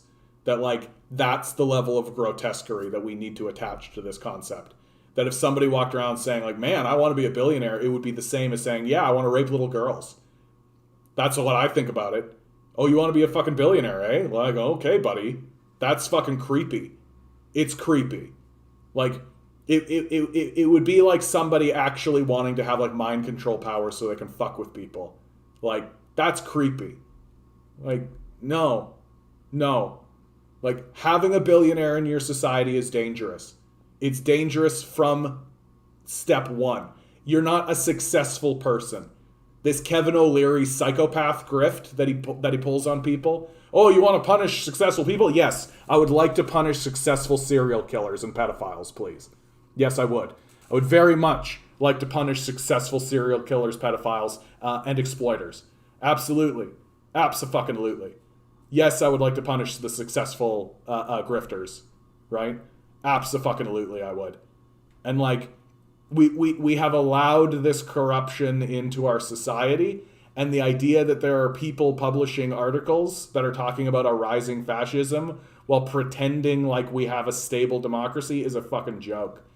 We don't have a stable democracy. It's been completely overwhelmed by corporate power and money. Like, you think the liberals give a shit what the people think? Right? They obviously don't. They care what literally 5 people think. It's not a democracy. And you never can have a democracy as long as there's a billionaire. Even one. Even one billionaire with $1 billion. Nope. You don't have a democracy. It doesn't exist. Like, and if you ask me, like, I would set the tax rate at 100% past $1 million. Like, $1 million is enough. $1 million gives you your cars and your houses and all that kind of stuff, right? Without giving you the overwhelming power to fuck people over and enslave people. Like, you don't need it. You don't need it. And the idea that you think you do is creepy and weird.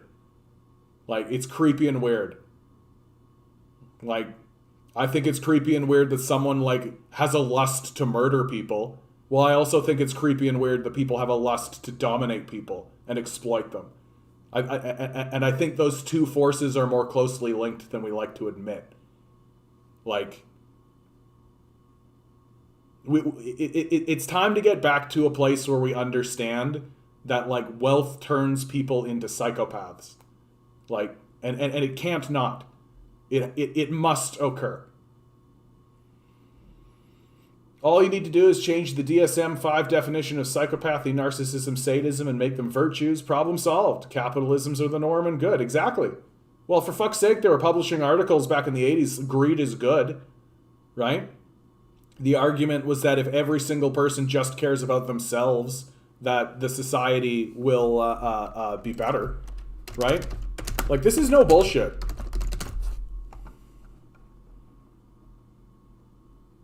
Greed is good, quote in meeting, greed is good. Come on. Like, a catchphrase. No. But they were, here we go. Greed is good, why you need to tap your inner gourd. Yeah. Like, they're publishing these fucking articles trying to tell us that greed is good. Greed is one of the 7 deadly sins for a reason. Right? Like, having excess wealth while others are starving is an abomination. And we've just structured our whole society to guarantee that that's what happens. Like, and we seem incapable of realizing it. Like, it's like right in front of us. It's like smacking us in the face as hard as it possibly can. And we just seem to not understand what's happening. Out of stupidity or the desire because we actually like it. Like, that's my biggest fear. My biggest fear is that huge sections, especially liberals, are actually into it. That they actually are like, yeah, sweet, suffering. Oh, yeah, good. Because, like, what else could it be? Like, heaven forbid we actually have a good time, right? Like, heaven forbid we actually enjoy ourselves. Like, could it possibly be the case that enough people have actually decided that the system is going to be this shitty? The system is going to be this terrible? The system is going to have these outcomes? So we might as well just accept it and lean into it instead of fight back against it? Like, it seems to be the case. It just seems to be the case that people have decided to buy in, and they just refuse to admit that we could actually do this in a much better way. Ugh. Meanwhile, 500,000 South Korean workers prepare to walk off jobs in general strike. Here you go.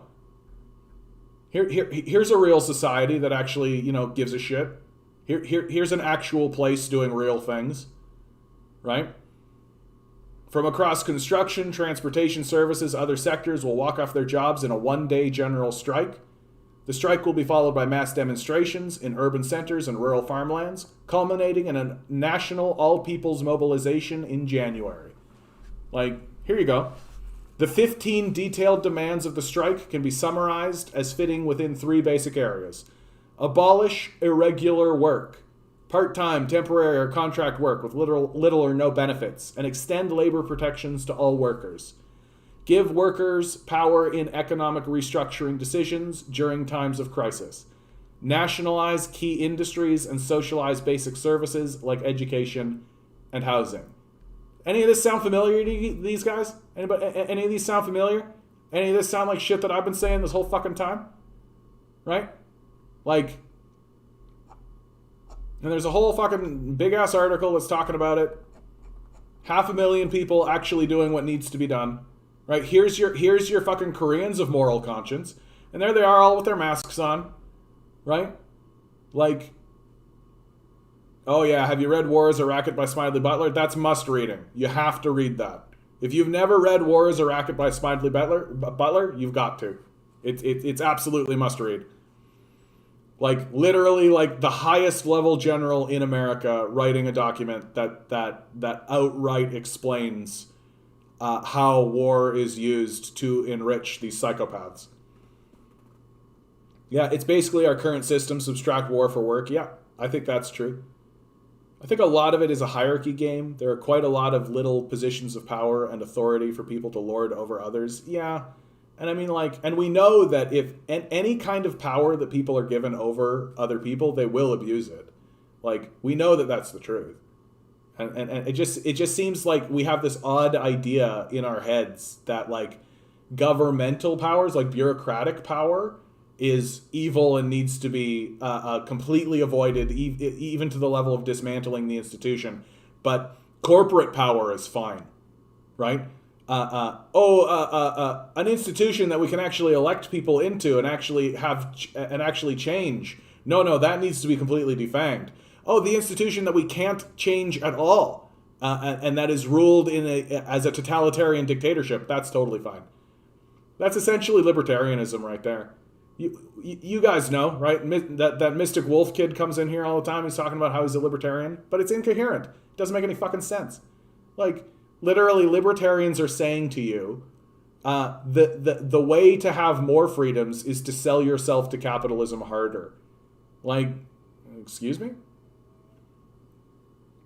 It's a fantastic book, truly fascinating to see how that book applies to this day, considering it was written during the Banana Wars, 1800s. Well, I mean, like, as the Fallout series tells us, war never changes, right? It's the same grift. It's the same thing, right? Like, the Roman Republic was doing this kind of shit, right?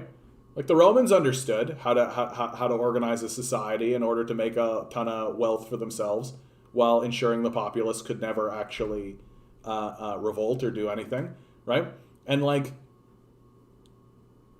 we're doing the same shit. And the collapse is going to look very similar. And honestly, dude, like, you asked earlier, where do you think we will be in 5 years? I think by 5 years we'll have mass protests like this, and they'll be pretty regular. Like, this kind, like, just simply based on the amount of abandonment that we're going to experience, right? Like, if all of the people who are homeless just started to surround the halls of power, that would be it. Like, that would be the protest movement right there. And it's only a matter of time. It's only a matter of time. Like, these capitalists are completely disinterested in creating an equitable situation or resolving any of this. They're not interested in that. That they're just going to watch the abandonment occur. That's what they're going to do. Yeah, the biggest bureaucracies are the banks. Yeah, exactly. The Great Resignation is a sign of things to come. Absolutely. Well, especially, like, Gen Z kids. Like, they've put it together. They've put it together. Like, they know that this system has no credibility. Like, they know it. They don't know what to do about it, which is fine, because they're kids, right? Why should they possibly know what to do about it? But, like, they know that this, like, why would I ever do this? Like, why would I ever... Generation Z. That's funny, dude. That's really funny. That's really fucking funny. Oh yeah, can't wait until this generation gets to the house buying market. This alone is enough to spark major social unrest. Well, and that's actually already happened here in Canada. That millennials are, it's the doctor, lawyers, engineers, right? The guys that went and got the good job and did all the good stuff, and now they can't buy houses. And so they're taking to the streets and protesting, but it's really obvious that they don't know anything about anything, right? That their solutions are non-solutions that won't work. And moreover, they don't look at people like me who, protest on poverty lines and see me as an ally, right? They don't understand that it's the same force that's generating poverty is the same force that's making them not able to buy a house, right? And they'll say dumb shit like, we just need to build more affordable housing that the billionaires will instantly buy. We just need to rezone this so the billionaires will just change what they need to do and then buy it, right? They don't understand intrinsically that there is a billionaire psychopath class that is buying up the housing market. That's what they're doing. Like, it's very obvious that that's what's happening. And but they don't get it. They don't see it that way, right? And so they don't understand that, the solution to their housing problem is the same as the solution to the poverty problem, which is eliminate the billionaire class. I can't see a way into the market more like pressing your nose up against a store window and crying. Yeah, that's the way of it. My fiance is a doctor. Congratulations to you. She can't afford a mortgage for a townhome in Toronto. Yeah, it's fucking embarrassing. It's embarrassing. Mind you, her debt is $560K. Shit. Wealth isn't good paying a job. Yeah. There's going to be a lot of disappointed people soon. Well, beyond disappointed, right? And this is the thing that kills me about the doctor, lawyers, and engineers. They're going to be disappointed. And I went to a protest of a bunch of these guys, and yeah, they were disappointed. And I'm literally like, hey, you see that guy sleeping in the street? Right? He's beyond disappointed. And guess what? The same force that puts you on the street is the same force that's making you not able to get a house. These two things are inexorably linked. They are the same thing, right? You are houseless, he is houseless, right? And eventually it gets more and more obvious. As the whirlpool begins to suck them down, right? It gets more and more and more and more and more and more obvious. Until finally, these doctor, lawyer, engineer types are going to be working 60, 80 hours a week, and they're not even going to be able to afford basic shit. Meanwhile, half the society is going to be homeless and on the streets. That's where we're going. That's the way this works, right? That's the way this works. And the idea that meanwhile in Korea, you're getting 500,000 people into the streets, and in Canada, I can only get 12. Show up to these fucking protests. It kills me. And I know that people want it. How do I know? Because I do things on TikTok. I do little 15, 30-second advertisements essentially for the protest. And every single time I do one, I get 100 subscribers.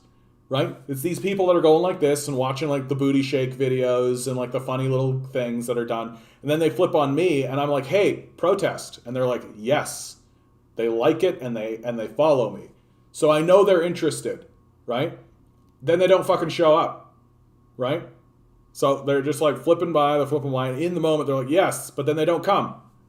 And then I release a video of the protest itself, and then everybody's liking it and joining and all that kind of stuff. So people like what they're seeing, they're just not showing up. And I'm starting to tell them, starting to say to them, it's not enough to hit like and follow, guys. It's not enough. You've got to come. You got to come. You got to actually come on the date. November 7th, 2 p.m., 6 Tetton Hall Road. It's Doug Ford's house. We're protesting in front of it. I hope some media actually shows up for once. This this is getting I don't know what it's going to take. I don't know what it's going to take. Billionaires aren't like you as a person. They aren't like you. Yeah, abso-fucking-lutely. Abso-fucking-lutely. They're living in a dream world of their own creation, and they don't even have the ability to understand it. And that's true, Amanda. That's true. Maybe I got to soften up a little bit. You're right. Because most of us can't afford the day off work. Yeah. Makes me sick to my stomach. Yeah. Yeah. It's fucking horseshit. The whole thing is fucking horseshit.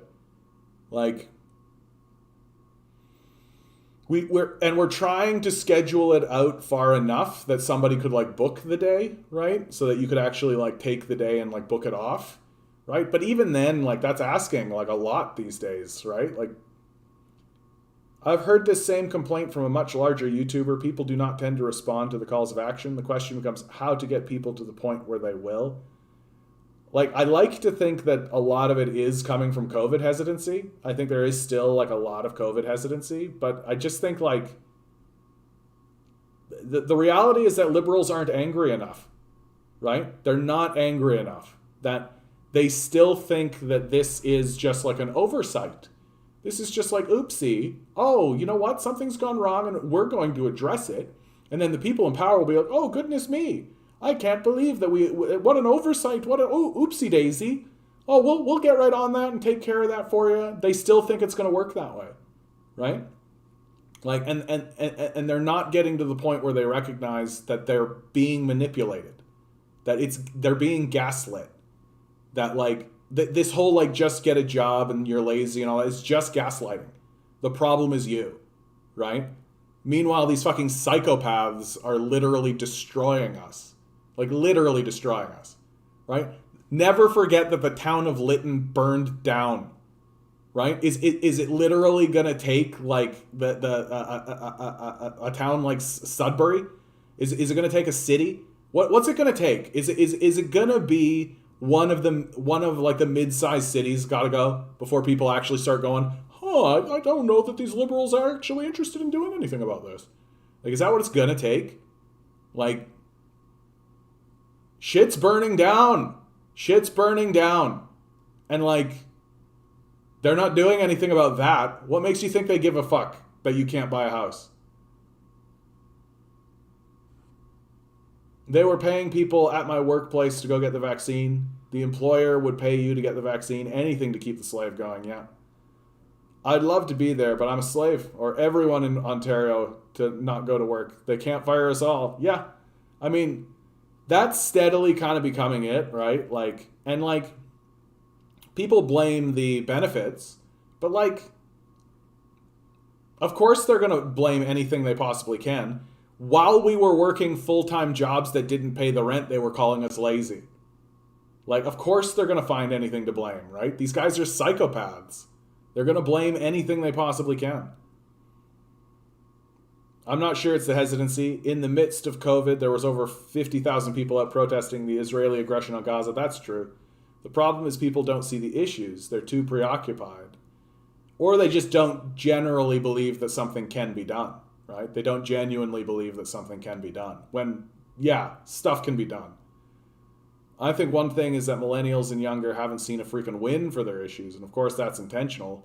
Imagine if Bernie had won for the spirit of people. Yeah, that's true. There is a lot of demoralization happening for sure. People are definitely demoralized overall. Like I mean, for God's sakes, like the millennials joke about suicide all the time. Like it's become like a trope now that like the punchline for a lot of millennial jokes is, haha, at least we'll be dead soon. Right? Like, it's this like, it's what I've talked about when I talk about the call to the void, right? It's the longing for death. That like, we all know this place sucks. We all know that it's stupid, right? Everybody I work with, I can say a joke and end it with like, well, at least we'll be dead soon. And all of them will laugh. Like all of them. Nobody goes like, or what? Or any of that. Everybody goes, ha, yeah. Everybody. Including the managers. Like we all know. Yeah, my retirement plan is to die in the climate wars. Exactly. Yeah, demoralization will continue until the spirit is broken. That's one of the things that I'm really worried about, actually. I'm really, really worried about that the millennials will retreat into self-immolation and a longing for the void, suicide, right? While Gen Z just marches into straight absurdism, right? And that these forces, the longing for death and just the detachment into absurdism, will never actually manifest or be galvanized into a significant protest movement. Because, like, the longing for the void and the longing for suicide, as well as the detachment into absurdism, could be galvanized into protest and be effective tools. Like, especially absurdism. Like, you guys have heard me talk about Dadaism. Like, I think that we're due. I think that, like, Dadaism could really be a very powerful and potent force in a society that wants to get rid of this capitalist system, right? Well, one of the most effective ways to do it would be to take all of the shitty capitalist bullshit and just, like, render it into absurdism in order to wash it away, right? Like, in many ways, that's how we got rid of the monarchy, ultimately. That, like, these monarchical forces, even though they didn't really have any institutional power during the time of Dadaism, they still had, like, respectability. They still had potency. They could still say things and people would listen to them politically. And the Dadaist movement outright obliterated that. Nobody gives a shit what monarchs think about anything, right? Nobody, like, if the Queen stands up and says something, people are going to be like, yeah, God save the Queen, but they're not going to fucking, like, vote along those lines. Like, and so the Dadaists were, like, instrumental in washing away, ultimately, the monarchy, right? And the same thing should happen with the capitalists. That, like, we should just literally render them into absurdism. That anything they say should be mocked and derided because they're fools and psychopaths. Like, we should not pay attention to them. Capitalists, the call of the void thing, how can we monetize that? Suicide booths, dude. Futurama called it. Just get a suicide booth. 25 cents. You have chosen slow and painful. Good choice. If we consider the protest movement to be the structure that we would hope to overtake the current system with, what constitutes the superstructure for the movement? I mean, in America, what will be necessary is a redrawing of the Constitution, for sure. Like, the American Constitution needs to be redrawn because it was designed to have this outcome. Like, and there is no other solution for America. That the forces that overtake the system just need to do a new constitution. Like, here in Canada, it is actually completely possible that the structure that we have now is sustained and maintained, right? That it actually survives. Because while I complain that the wealth has overtaken the system itself still actually does have integrity. That, like, if a group of people get into power and they are hell-bent on eliminating capitalism, they can. That's not the truth with the American system. Like, the American system is dunzo finito. Like, it's over. But what groups or organizations or things around us right now fill that role here and now? I think there aren't any, and that is why we can't gain momentum. Yeah, I mean, like, we have no credible institutions. Like, there's no credible institutions left, right? They simply don't exist. There is one system here in Canada that I think actually does have credibility, and that is our court system. Our court system does have credibility, but our court system is completely beholden to the elected officials. That you can't actually fight climate change or fight any of this stuff through the court system because they'll just dump you out saying you don't have standing. I've seen it. I've seen this happen, right? Oh, you don't have standing. Well, how do you get standing? Well, you got to be elected, right? If you're an elected official, especially if you're like the Prime Minister of fucking Canada, yeah, then okay, you can get some standing, right? But until you've got that, you're just some schlub walking in off the street that they won't listen to, and they'll just dump you out. So while the court system has a type of credibility, it has nothing to do with you. And yeah, like, what is going to happen is that morons like me, right, just loudmouth idiots off in the corners, are going to gain more prominence in the society. That's what always happens. That's what always happens. Like at any time in history ever. Once the institutions are completely out of credibility, people turn to like comedians to get their moral guidance, right? Like that's what happens, you know, and people will just turn to like anybody that says something that rings true in their ear, right? Or that seems genuine.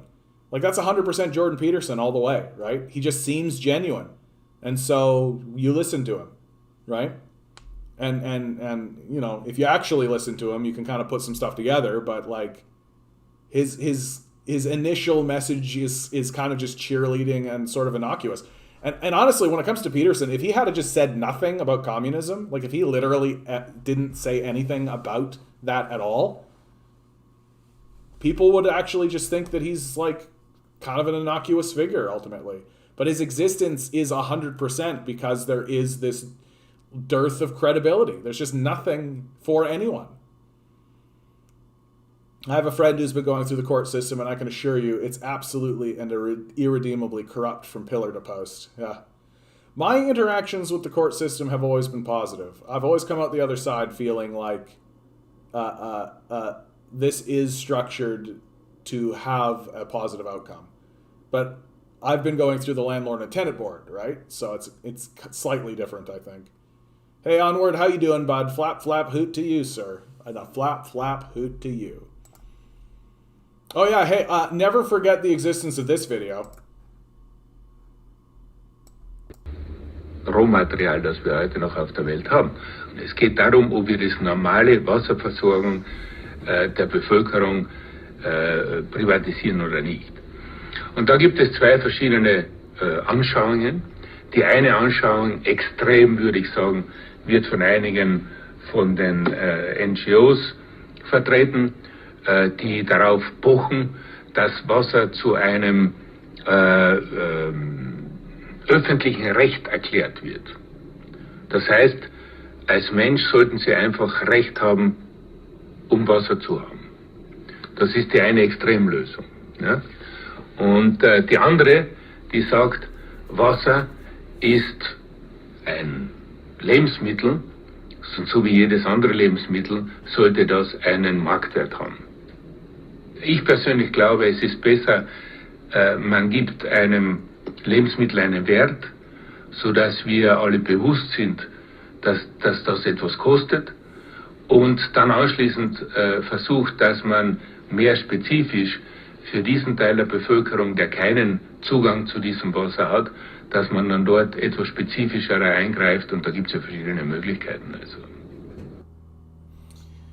Honestly, the problem with Peterson, especially during that period of time, is that he bought into his own hype. Like, and I mean, you can understand where that comes from, right? That like, he gets surrounded by a bunch of people who understand that the message that he's putting forward is essentially pro-conservative rhetoric, right? They understand that he's packaged it in a way that is enticing to people who are seeming that they seem disenfranchised and demoralized, right? And Peterson essentially repackages The Secret and gives it to them in like a real brisk, like no nonsense, shot in the arm kind of thing. And honestly, like when I encountered Peterson, I was in a place where I needed that shot in the arm myself, and I actually found him useful for that, right? But his trouble is that he bought into his own hype.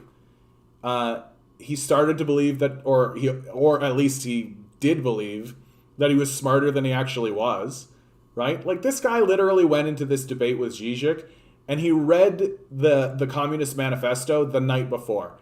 There's actually like he did a blog post, because he does like blog posts, where he outright admitted that was the case. He said straight out that he was going to read the material after the blog post. So he hadn't even read the source material. Reads the Communist Manifesto the night before, and like he doesn't even know how to talk about it. Like that to me would be like, oh, I'm going to go have a debate with somebody about the Bible, so I'm going to read Matthew, Mark, Luke, and John the night before, right? And that'll do it, right? That's enough, right?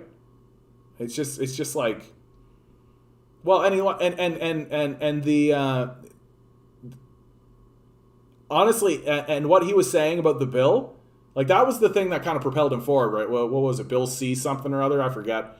But he was lying about the bill, right? What he was saying about the bill was actually factually incorrect. Like the bill wasn't forcing him to do anything. It wasn't forcing him to change his language or any of this kind of stuff. He just grabbed on it and spun it into be this like, and it had all of these echoes of like Bill C-10, which was like total fucking overblown. Yeah, it reads the Communist Manifesto the night before. Vosh be like, oh man, Vosh. I cannot believe that this guy is a thing. Like, not only can I not believe that Vosh has as many subscribers as he has, well, I can believe he has as many subscribers as he has, but I can't believe that like actual journalists ever talk to this guy. Like, it's stunning to me that he had a conversation with like Crystal Ball, or Kyle Kalinske even talks to this guy. Like, it's like he's an idiot. I don't know how else to say it. Like, he's extremely dumb. Like, extremely dumb. Like, he doesn't know anything. And I think that that's where like the core of his popularity comes from, right? That like he's got a nice speaking voice, right? So he's got that going for him. And so that has a certain level of attraction. And he just sort of reinforces the stupidity of the listener. That if you're a dumb person who thinks dumb things, then Vosh will reinforce your dumbness. And because there's a lot of dumb people surrounding Vosh and who like Vosh, then you can all kind of be dumb together.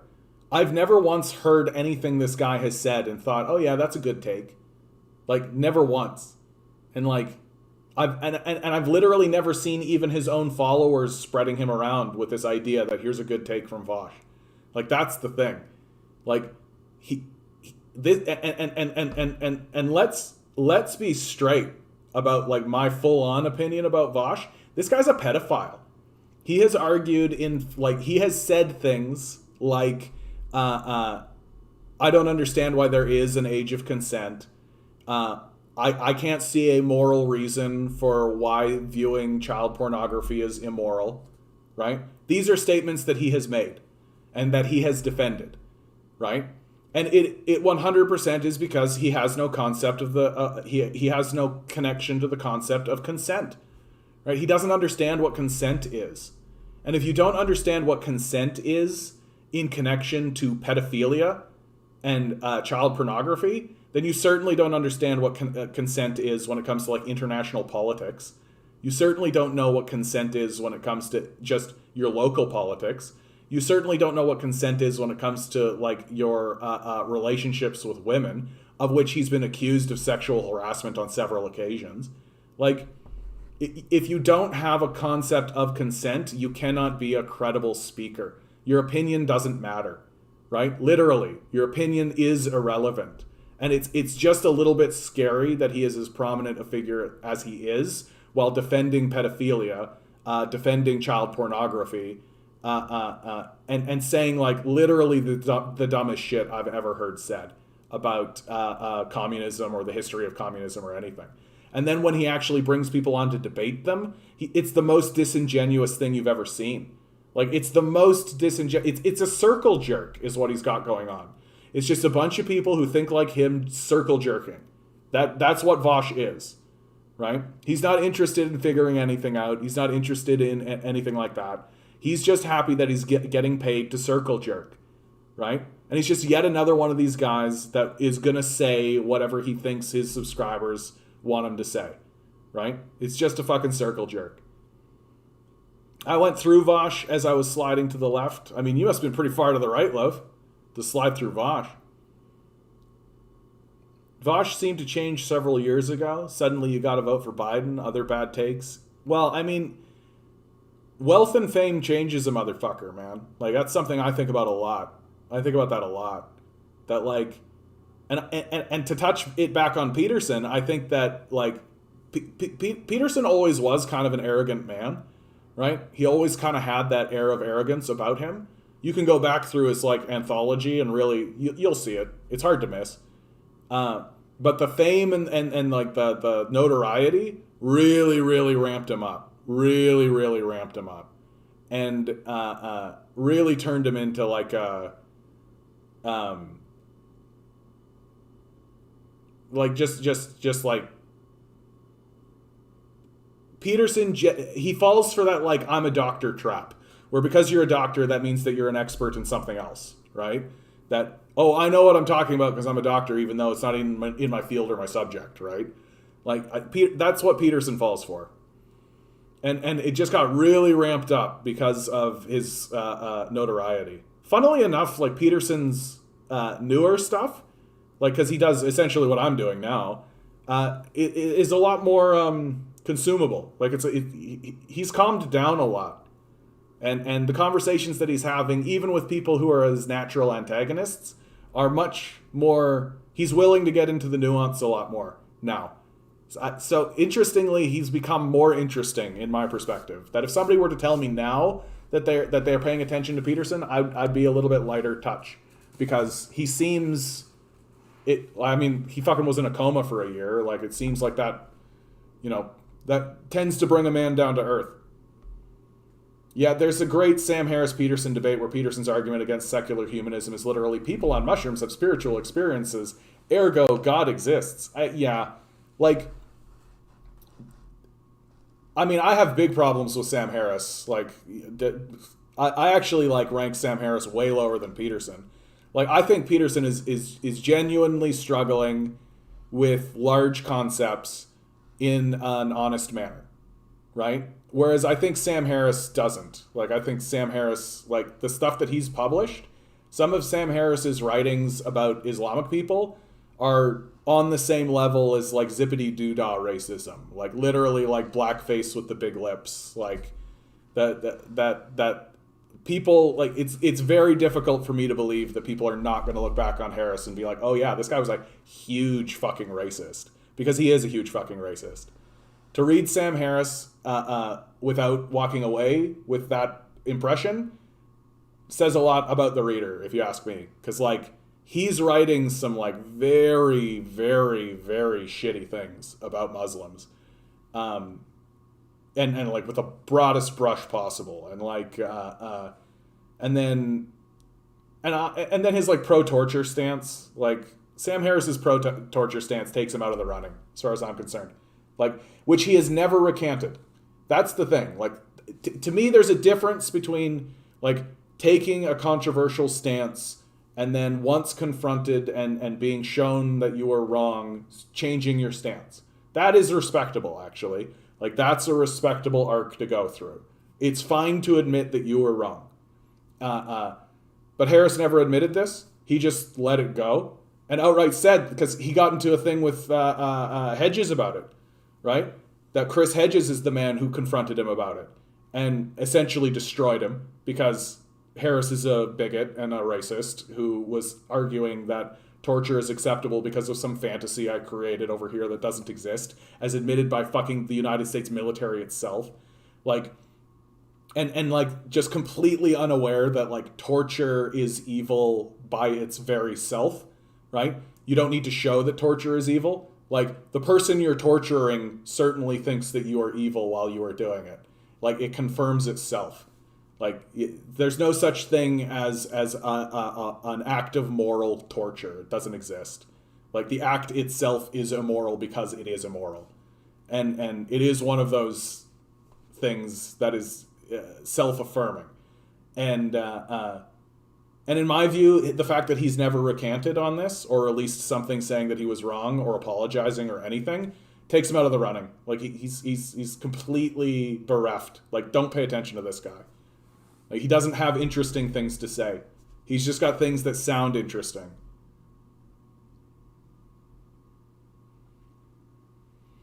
Sliding through Vosh must be like sliding through the devil's rear end in Dante's Inferno. That's hilarious. Then you discovered the truth of bread. Oh, you were a conservative Mormon. Nice. Oh yeah, I think I knew that, actually, love. See how easily things dump out of my head? Conservative Mormon, dude. Yeah, that's nice. I've got Mormons in my family. That's nice. No, are you kidding me about Vosh about consent and age of maturity? No, it's well known. Like like Vosh doesn't like walk around talking about it all the time, but it's shit that he has said. He's never recanted from it, right? Like you and if you're going to hold those views, like, you just lose the ability to be a commentator, as far as I'm concerned. That's why I thought it was so shocking when Crystal Ball and Kyle Kalinske agreed to have him on their show. It's like, you're literally platforming a pedophile, dude. Like, I thought that was a debate with the atheist Matt Dillahunty. Yeah, I don't know anything about Matt Dillahunty, honestly. I feel like the atheist movement sort of lost steam after the New Atheists, because, like, the New Atheists did a great job of confronting evangelical Christianity and, like, fundamentalist Islamic culture, right? The fundamentalists, they did a good job of pushing back against, and we can say thank you for doing that. But then they kind of fell into a form of fundamentalism themselves, and like, there's a lot of stuff that's even coming out of the West, out of Western science, which is like, hey, like, there are layers underneath our experience that kind of lend a lot of credibility, like the very existence of quantum mechanics, right? Like, we should be thinking about these things with a lot more skepticism and a lot less materialism. Like, and in my view, Hitchens was the worst of them for this, because he had a strict materialistic view of the world, that if I couldn't touch it, it didn't exist. And it's just like, okay. Okay, bud. Okay. I'm an evolutionary biologist.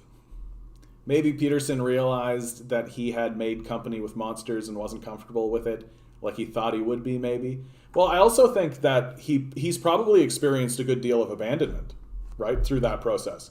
And not just, like, he has talked about how the university has abandoned him. Nobody touches him in the university anymore. Which has got to be difficult, right? But also, like, the corporate sector, like all the corporate media and all this kind of stuff, they don't talk to him anymore. Like, so they abandoned him too, right? Like, once they chewed him out and used him for what they wanted, they spit him out and moved on, right? Like, and it was because of the Zizek debate and his subsequent falling into a coma, right? Like, and like, that's gotta recenter a person in what is actually relevant, right? And then on top of this, his daughter gets pregnant by a communist, right? You guys know about this? That Peterson's daughter hooks up with a communist who impregnates her? Yeah. Oh yeah, Dillahunty. But yeah, and the big problem that I have with atheists and theists these days is that they talk past each other. They talk past each other because they're not speaking the same language, right? And there's a set of semantic assumptions built into what everybody is saying that is never addressed or understood. So when a theist and an atheist talk to one another, they always end up talking past each other. And it's frustrating to watch now. Like, when the New Atheists were debating people and all this kind of stuff, I kind of, like, formulated this opinion over time, and it became obvious to me when Dawkins debated the then Archbishop of Canterbury from the Anglican Church, Rowan Atkinson. It became very clear that the atheists and the theists were talking past each other, because Rowan Atkinson really took it upon himself to say to Dawkins, when you talk about God, that is not what we are talking about, right? And he really dove into the semantic nature of the conversation, and Dawkins didn't really have a response for him. He didn't really understand how to talk to somebody who is actually, like, clearly articulating what the idea or the concept of God actually is in theology, right? That what the fundamentalists and the evangelicals are talking about is bullshit. And like the critique for the Anglicans and the Catholic Church is that they have allowed these guys to operate with this bullshit, right? That's my big critique for like any leftist theologian that exists, is that they've just like remained silent while these fucking frauds and heretics take over the religion, right? But like every theologist throughout time, right?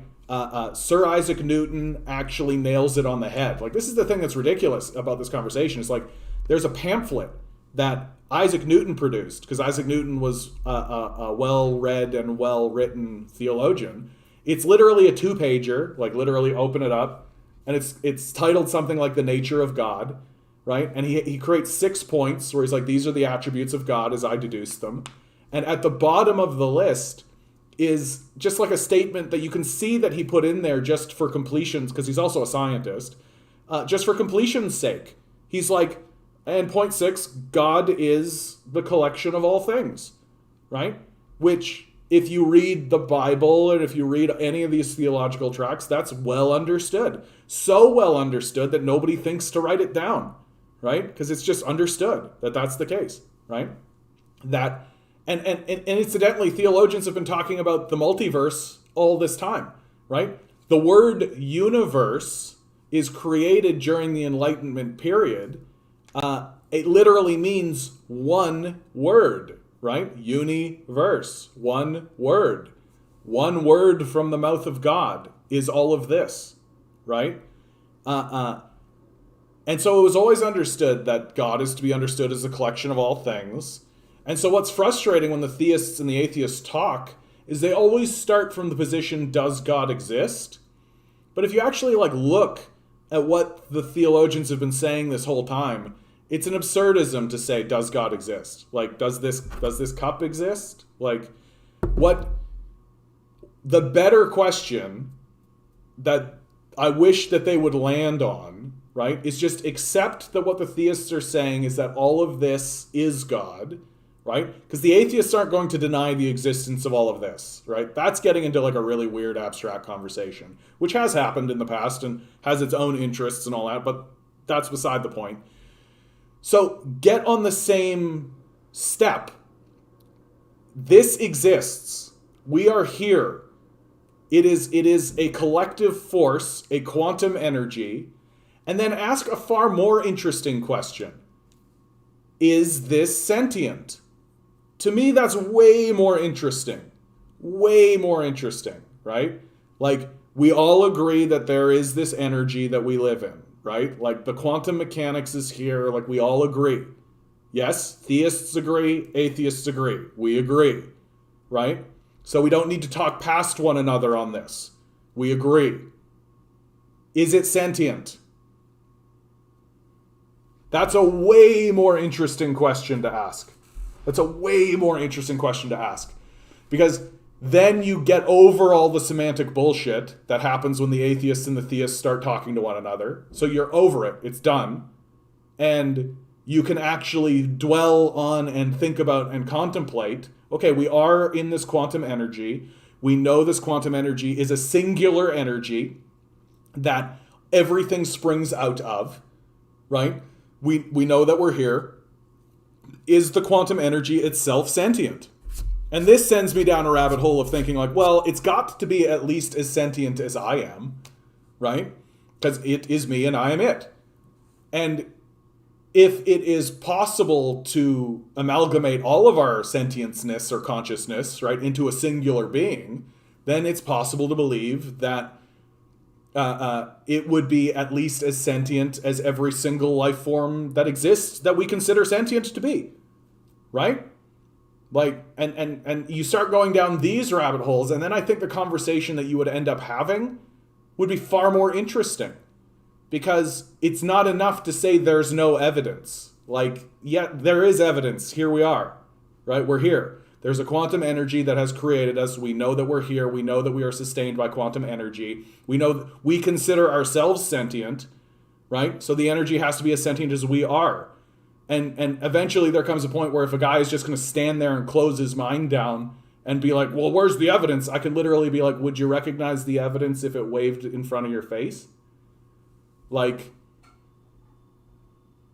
that's a far more interesting question with far more interesting outcomes and far more interesting conversations about what happens in the society. And I hope one day interesting people start having that conversation, right? And I hope an atheist straight up starts having a conversation like that. And I hope that question starts to get dwelled upon a lot more, because that's a very interesting question to me. One that I know like other people will spark on, and there'll be all kinds of interesting things that come off of it, and it'll build something way more interesting than what the like does God exist conversation manifested, which was essentially just that we don't really understand what we're all saying, right? Like, the atheists didn't actually read the literature, so they don't actually know what the theologians are saying, right? All they know is that these fundamentalist assholes that everybody hates are douchebags, right? And it also shows that the leftist theologians suck at articulating their point, right?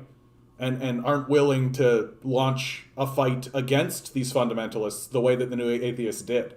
So like, there's a lot of shittiness and a lot of goodness around. Like, the whole thing was just like a whole thing. Anyway, that was a big rabbit hole I went down, and I hope I didn't lose any subscribers over it. I hope there isn't an atheist on the other side of this conversation being like, "What a fucking moron! Get rid of fucking this idiot." My apologies. It was an awesome mega dunk on Jordan B. Peterson. Yeah, Matt Dillahunty made him look like an idiot, just like Zizek did, but that debate isn't as well known. Honestly, I got to tell you, I think that the Matt Dillahunty debate, just like the Harris debate, had a lot of like just talking past each other. Like, and it's, I mean, it's not hard to make a guy like Peterson look, kind of like a dummy. He says lots of dumb things. Like, I actually, the moment that I started to detach from Jordan Peterson, because remember I said, like, when I first encountered him, I found him to be useful for myself. The moment I started to detach from him wasn't actually the communist stuff, right? Because I actually became a communist after. It was when he said that meritocracy is a thing.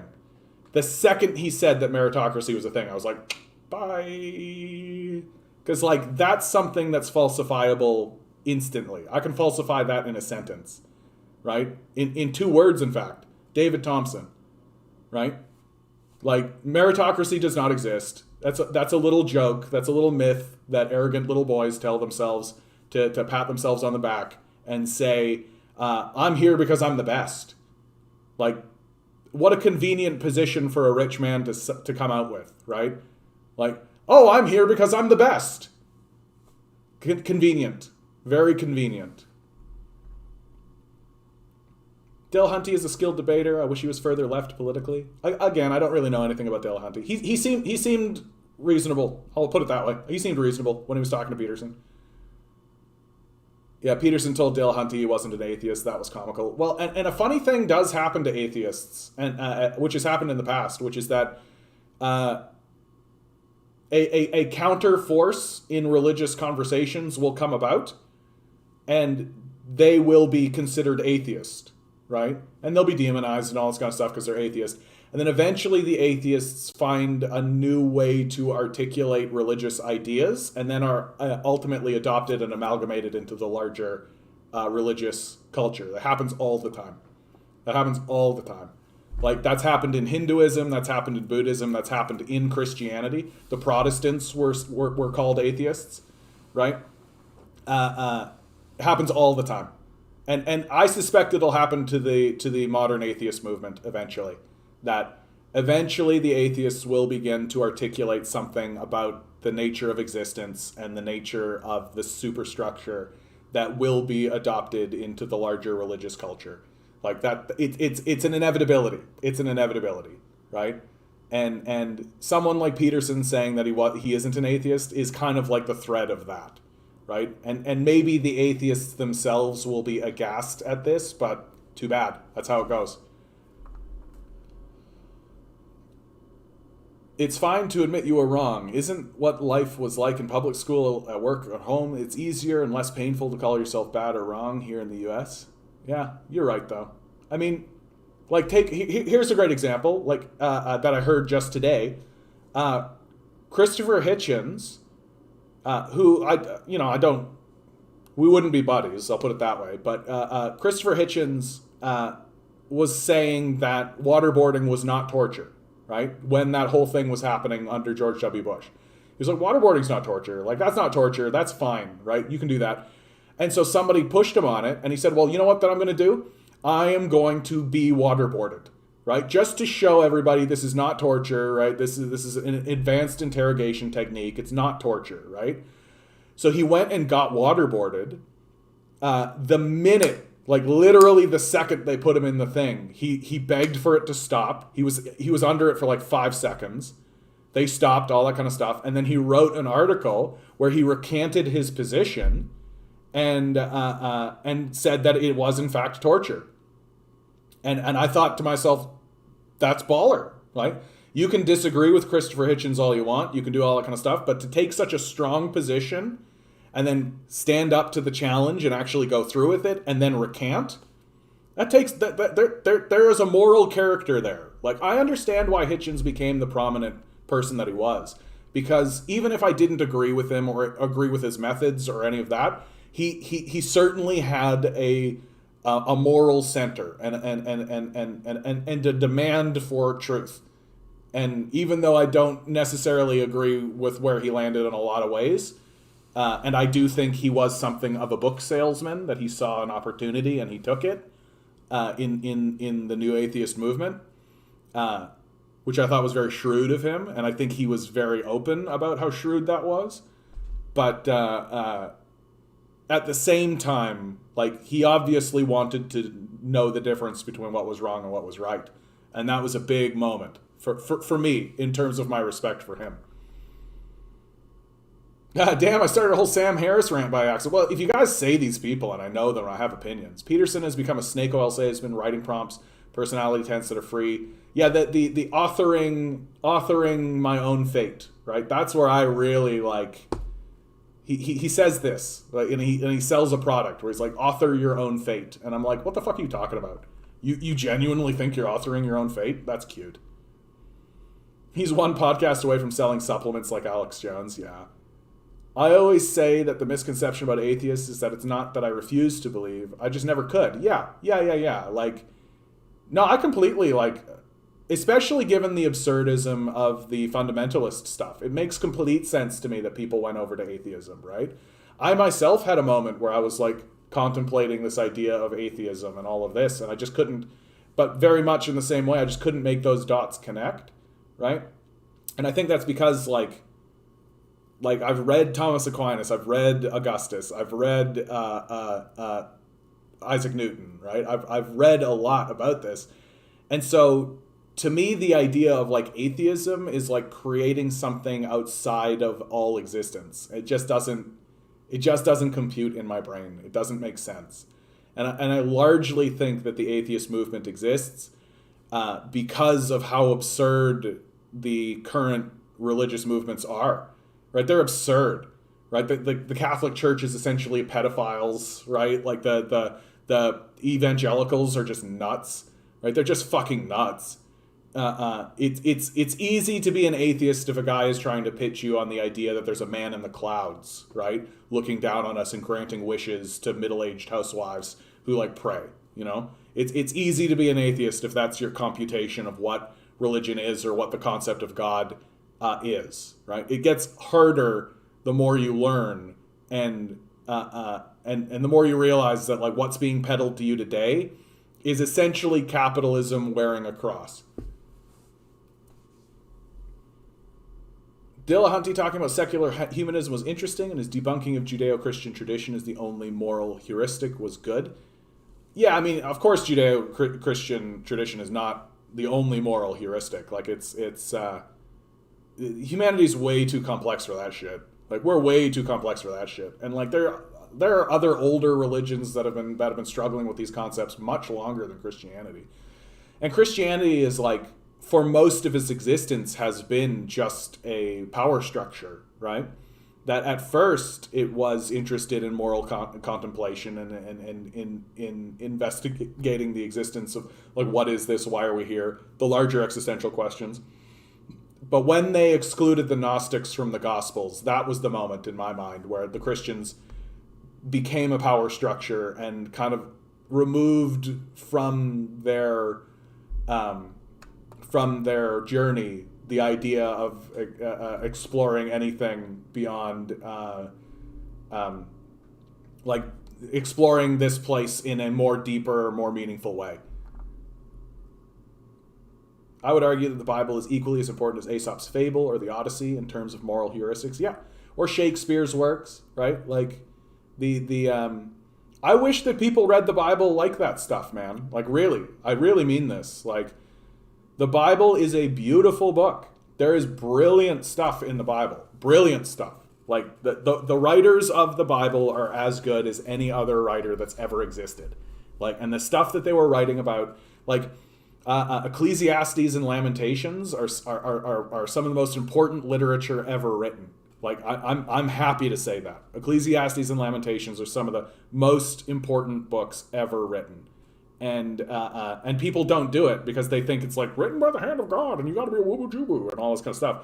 But like, it's like heavy existentialism, dude. Like, it's heavy. Like, it's like the book of Ecclesiastes could, or was it Lamentation? Anyway, those books could have been written by Nietzsche, right? Like, straight up, like, just like, what the fuck is existence? Why are we here? What is the point of everything? Like, what is any of this? Why bother doing any of this? What's, like, the pursuit of this is fruitless. It goes into the wind. It doesn't mean anything, right? Like, it's really like nihilistic shit that exists in those books. And like, the Christians pretend like it doesn't exist. Straight up, they just pretend like it doesn't exist. This is a great conversation. I love talking about the new atheist stuff and the theological stuff. I don't debate atheism anymore. You're right. It's a fallow field. It's a fallow field. I like that. Well, and like, yeah, I just think that the atheists and the theists largely talk past one another and haven't found a way to, like, I think that I have found a way to unify. Right? I think that accepting that there is a singular quantum energy, we all accept that, and that Newton said that this is God is the collection of all things and all this, and then asking the question, is this sentient, is a more interesting way to go through it. Anyway, you wouldn't run your computer on 2,000-year-old software that can never be updated because it's literally the word of God, would you? Yeah, I mean, like, and what's so funny is that if you actually read Augustus, he explicitly told people not to do this. Like, he outright said that if a discovery or evidence comes to the forefront that contravenes religious dogma, then you need to replace the dogma. Because if you don't, then eventually the evidence will overwhelm the entire thing and people will reject the entire teaching, right? Which is essentially what's happened in North America in regards to Christianity. That because Christians have been unwilling to accept the existence of evidence and facts, people have just thrown them out completely, right? Which I think is a shame, because I actually think the Bible is a brilliant book. The question for me isn't, is there a God? The question is, why do you ask? Bumbleguppy, I knew you were going to come up with something interesting on this one, bud. Like, that is an interesting question. Like, why do we want to even believe in the first place that there is some kind of larger sentience or larger, and I think for a lot of people it comes to like that there's got to be some kind of meaning to all of this, right? Like, this life seems incoherent. Like, it seems to not make any sense at all, right? Like, what the fuck? Like, what is this? Are we only here to just like suffer and then die? Like, is that for real? Like, what the game is? And like, why is there a game? Like, why is there any of this? And I think for a lot of people, they've got to come to a place where clearly there's got to be some sort of overriding principle or overriding sentience or intelligence, that we are not made aware of the larger picture, but that there is a being that does understand the larger picture. And I do think for a lot of people, they need to hang on to that idea to maintain some kind of meaning or some kind of consistency in their life. And if they don't have that, then suddenly everything is adrift, and like they end up lost in a way. And I'm not saying that I necessarily see that that's the case. I actually have a position that runs completely counter to every theologian I've ever read. And it's the concept of omnipotence. Is it omnipotence? No, it's not omnipotence. Anyway, it's all-knowing, right? It's the idea that God is an all-knowing being, that it knows everything. And I kind of look at that and I go like, you think? Like, you think so? Like, I don't think so. I don't think so.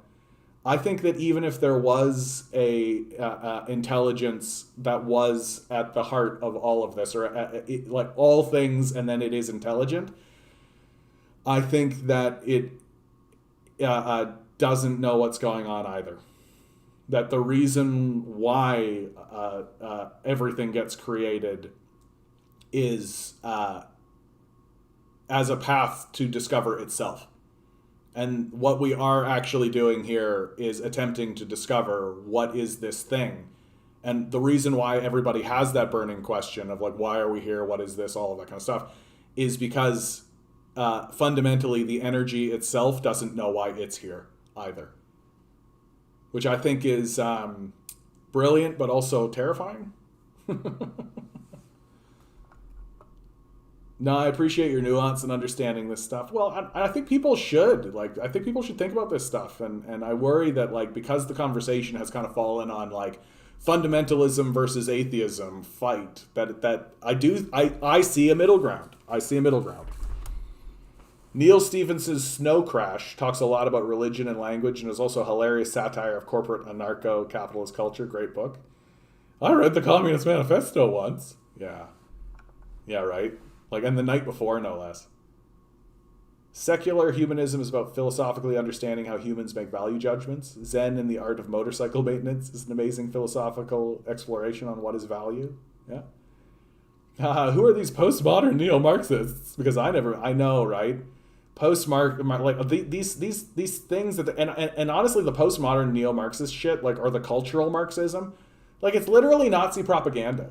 Like, the whole, like, cultural Marxism line that they all abandoned very quickly, right? They started to use cultural Marxism, and the Marxists stood up and said, like, hey, that's Nazi propaganda, dude. And they immediately were like, ooh, they're onto us. Yeah, Hitchens was a complex figure, for sure. I loved a little TV spot he did after Princess Diana died, essentially telling people to stop crying over celebrities. Very unpopular position to have at the time. Yeah, for sure. For sure. You guys need to see Chinese celebrity culture. It's completely insane. Oh, yeah? If God does exist, I'm worried he's a monster infecting peacefully inanimate matter with life for his own amusement. Okay, I'm gonna tell you what I think about this, because I actually think it's brilliant. Of course I do. It's coming out of my mouth. Anyway. I'll try to give you the short synopsis, right? So, like, even secular philosophers are like, there must have been like a stagnant, like a stagnation or some kind of an unmoving thing that then moved, right? There needs to be the concept of the first move, right? It used to be called the first mover, but they started calling it the first move because first mover implies that it is sentient, whereas first move just implies movement, which isn't itself sentient. In any case, I think that is accurate, and I'm in line with what the philosophers and the theologians think, because that is one of these cases where they actually align with one another, where the theologians and the philosophers agree that there must have been a first move. And when this first move happens, right, the being, if you like, or the energy or whatever, seeks to answer what I have come to call the prime question, right? The prime question isn't who am I or what am I doing here, right? The prime question is what am I capable of doing, right? Anything that gets born into the world answers the question, what am I capable of doing? You can really notice it with like insects. Lots of creatures like deer, horses, dogs do this too, where like the very first thing they do when they come out into the world is they start exploring and finding out what they're capable of. What are these legs? What can I do? Like little babies, like human babies are the worst because they're so bad for so long. But lots of creatures come out and they're ready to go. And those creatures immediately start seeking, what am I capable of doing? And I consider that to be the prime question. Everything does it, without exception. And so if you've got this first move or this first mover, and it's attempting to answer this question of what am I capable of doing, well, it turns out that it's capable of creating all things that are logically possible to be created, right? Like, it didn't know it. It didn't understand that that's the case. It's just capable of creating all things that are logically possible to be created, so it did, right? And now here it is. And then it's only after that event occurs that such a being could go back and even ask the question, what is good? What is evil? What is this thing these humans are talking about? What is heaven? What is hell? What is this, right? And it's only through this investigation of its own creation that it would actually learn anything about itself and seek and pursue the a secondary question, which is, wait, why am I here? What is all this? Why did I create all of this in the first place? I don't understand, right? Which is why I say that the force that we're in doesn't know what's going on either. That we're just trying to figure it out. Like maybe it understands in like a long form, like at the end point, like hundreds of billions of years in the future or whatever, right? Maybe as it's investigated and collected all things, it comes to this sort of end point where it's like, aha, right? But certainly not in this moment. Certainly not now. And like, yeah, anyway, I have a lot of rabbit holes, but we're getting at the end of the time, so I won't go down any of those.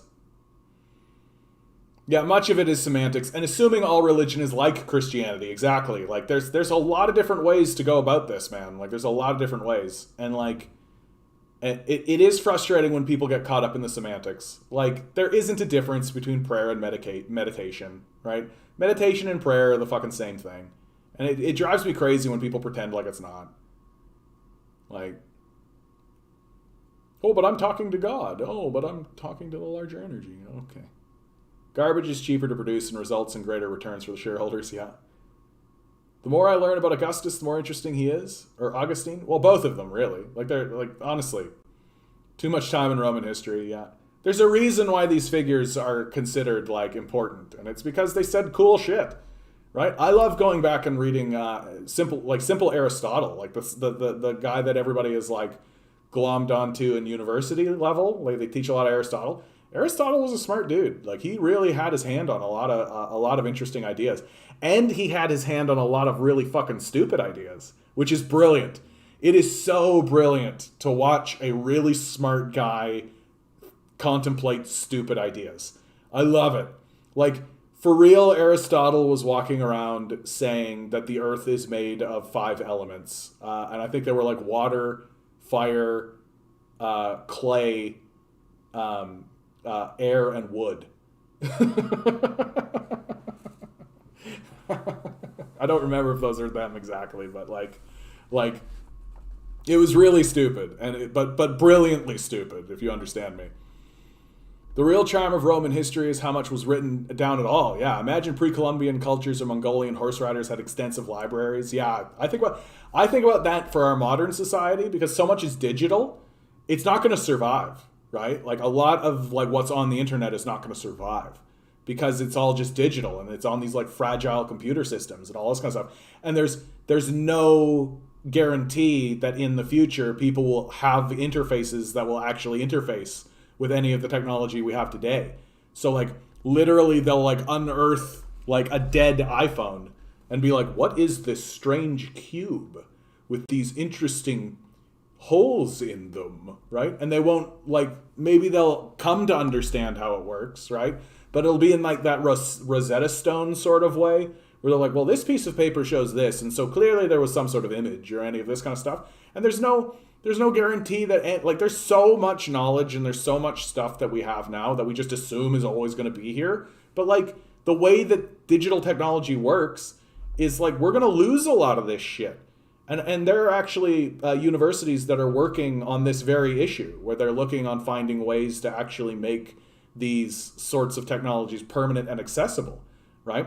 There are even people who are actively printing out the internet to create like tomes, right? Paper tomes, so that they'll at least have like something they can actually just look at without needing an interface, without needing a cord to connect it in, and all that kind of stuff. So I think about that shit all the time. And it's kind of nice, actually, to think about that. Like, oh, yeah, I can say basically what I want because it's all just going to go away with the sands of time, right? I find it more exciting to consider that the sum total of everything doesn't really know what's going on. Yeah, the universe is exciting, and you never know what's going to happen next. Exactly. Yeah, exactly. It does take me down a really brutal rabbit hole, right? Because the way I think about the universe actually solves what's called the problem of evil. Like, why does God let bad things happen to good people? And the answer is because it's logically possible to happen, okay? Like, God didn't say, and then the Holocaust, right? It's just that the Holocaust is possible, and so it happens, right? And God can't just come along and eliminate the Holocaust, because that you're literally asking such a being to forget the Holocaust. But then, in the process of forgetting it, it would notice that it's forgotten it and then create it instantly. So I imagine there's like a loop there. Right? And if you are a being and you see something like that and you think that's too much, the best that you can do is attempt to influence the timeline in order to ensure that it doesn't happen again. And the only way to do that is to have the creatures that actually live in the universe that you are actually a part of actually work to prevent the thing from happening in the future in the timeline.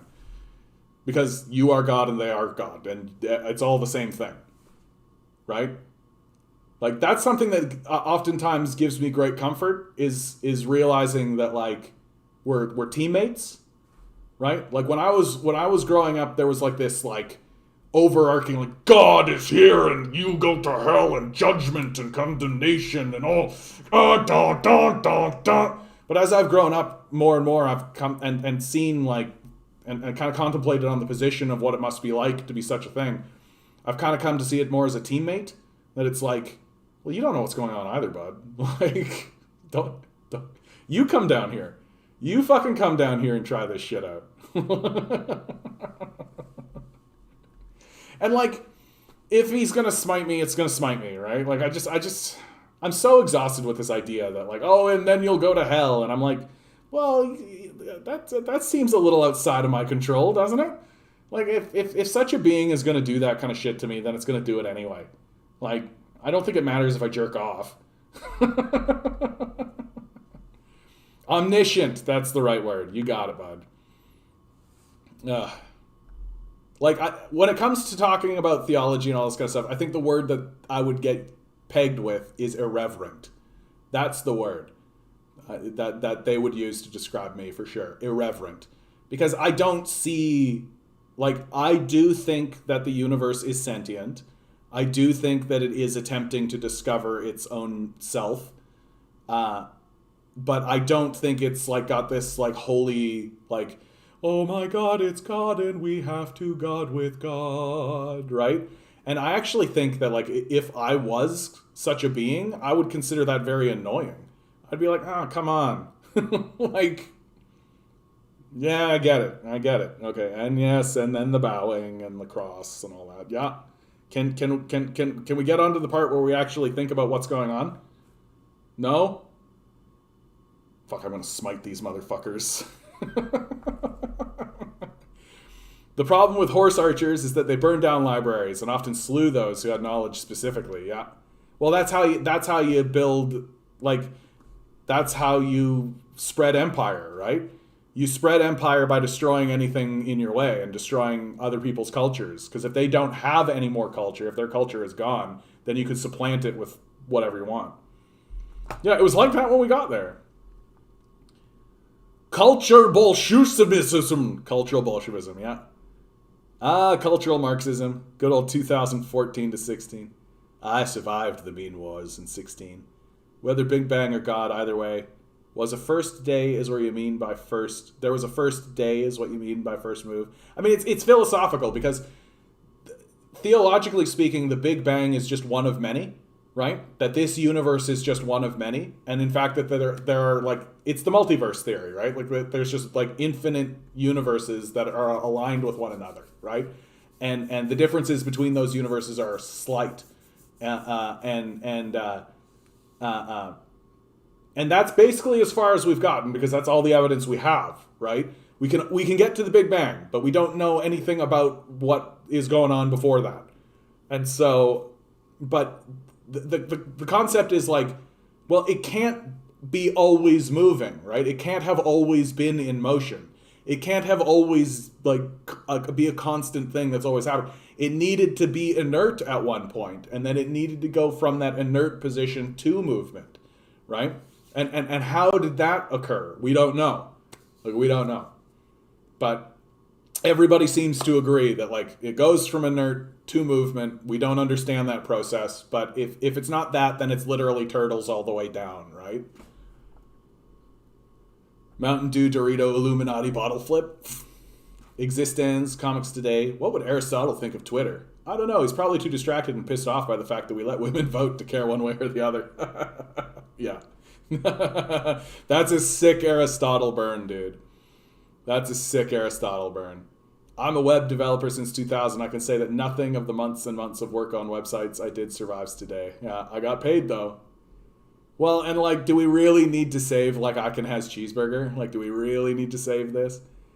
I just imagine being the guy that's printing out all the pornography, right? There's a guy that's just like, and he like 3-hole punches it, puts it in the binder, and it's just like like the filthiest pornography ever. It's like, the people in the future must know. They must know. Hey, New Perspective, I haven't seen you in a long time. I'm doing okay, bud. I'm doing okay. I did some recording today. I've got 5 songs that are going to be coming out soon. I hope you're doing well, bud. I hope you're doing well. That is true. I think far too many people do not appreciate that ancient Greece, or in particular Athens, that we know the treatment of women was much like we stereotype the Taliban for. Yeah. Oh yeah, dude. Like, well, women were considered property, right? That Western civilization confronted the issue of like, well, how do we like ensure stability and order in the society, and like how do we keep women safe from, men, because men, and the solution that they all came up with was, well, women are property then. Men, am I right? What kind of God created billions of people but not one Batman? I assure you, okay? This is something that I genuinely believe as a truism, is that if we can imagine it, then there is a universe where it does exist. So absolutely there is a universe in the multiverse where Batman exists. Certainly. Because if we can imagine it, certainly the universe can imagine it, or the force of whatever, the quantum energy. I like turtles. I saved a turtle out in the street a while ago. Yeah, turn all the porn into a flip book, 1 frame at a time. Oh my god. You sure that's the reason? I don't know what that's in reference to, bud. Sorry. I like turtles too. One of my favorite IPs is the Teenage Mutant Ninja Turtles. I love the Teenage Mutant Ninja Turtles, man. They can do remakes on the Ninja Turtles forever, and I will watch every single one of them. I will watch every iteration of the Teenage Mutant Ninja Turtles that exists, and I have strong opinions on the Teenage Mutant Ninja Turtles. Because they articulate something that doesn't get articulated a lot in the culture, which is brotherhood, right? We don't see, like, you can find, like, friendship, and you can find, like, family. You can find a lot of that. But you can't really find a lot that's specifically about brotherhood, right? And every time they iterate it, they do something new and different, and sometimes it works, and sometimes it doesn't, and then they keep the stuff that works, and so they iterate it again, and they just keep going around and around and around. I love it. Ninja Turtles. Fucking kick ass. Teenage Mutant Ninja Turtles. Heroes in a Half Shell. Turtle power. I'd trade Batman for the Kush aliens. Hey, I just made a video about corporation history facts. Fantastic, bud. That's the thing to do, man. Like, we all need to be making content and spreading stuff around as best we can. Absolutely. Oh, yeah, but I recorded some songs today. I got 5 out. I recorded... it was so funny because as I was recording the first one, my upstairs neighbor was pounding on the floor, and I went up and like pounded on her door, and she shut up about it. And I got Antarctica recorded, 2020 recorded, and then 3 other ones, which I'm blanking on what they were. But and I kind of hurt myself. It really convinced me that I got to start taking a little bit better care of myself, honestly, and start getting myself into better shape. Anybody who wants to tell me that people that like performers are lazy or that like musicians or artists or anything else, they need to shut the fuck up. They just need to shut the fuck up. Some very interesting facts from a paper from Harvard Scholar. Oh, did you use the paper where where Harvard Harvard did polling data in China? Is that the paper that you're talking about? I think I know the paper. I think I actually have it bookmarked, if I'm not mistaken. What a great paper if you're using that. And in fact, actually, I should show you this just to show you. Do I have it? Do I have it? I don't think I've got it at my fingertips right now. That's the Michael Parenti stuff. Come on. I can't find it. Yeah, I don't have it at my fingertips. No, but you know the one I'm talking about, though, yeah? I'm just surprised that Harvard did it, honestly. Yeah, Antarctica pound is pound, covered pound. Yeah, exactly. Yeah. No, it was bullshit. It was so frustrating, too. I had to do 2020 5 times because she kept doing it until finally I went up and, like, banged on her door. And, like, the role of corporation society and alternative view and opportunities for future research. I wonder if I can Google that, bud. The role of corporation in society. An alternative view and opportunities for the future.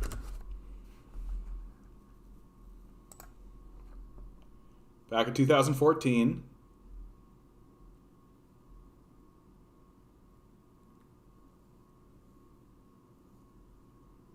Oh, yeah. Okay. Page 5. Can I get to page 5? Are they going to do it for me? Yeah. Okay. I'll take a look at this new perspective. I'm actually closing down the stream, so you came in right at the end of the stream. I'm glad things are going well for you, dude. I'm glad that you're producing content because we all got to start producing content, man. Like it's such fucking bullshit that. Oh, here, hold on. Actually. Oh, look at this. Okay, never mind. You said page 5. A positive link between environmental and social responsibility and financial performance is not necessary condition. This rings to me like trying to do some apologism for corporate power. But I'll take a look at this, bud. I'm going to close down the stream. You guys are great. What a great chat we just had. I loved it. Oh, man. It's always a pleasure, man. You guys are the ones that are making this engine run, as far as I'm concerned. I'm just like the asshole at the top. That's just being like, oh, I guess I'm here. And I'm going to be releasing those tracks soon. If you are a $5 subscriber on my Patreon, I'm just going to give you access to those songs. Or you'll be able to get them at Bandcamp, and I'll provide the link for that, and you'll be able to get what you want. Yeah, I hope you guys enjoy it. I hope you guys are doing well. Always remember, guys, you are divine beings standing around in divine energy. Don't let these fuckers tell you otherwise. They spend billions of dollars to make you forget. Good luck. We're going to need it.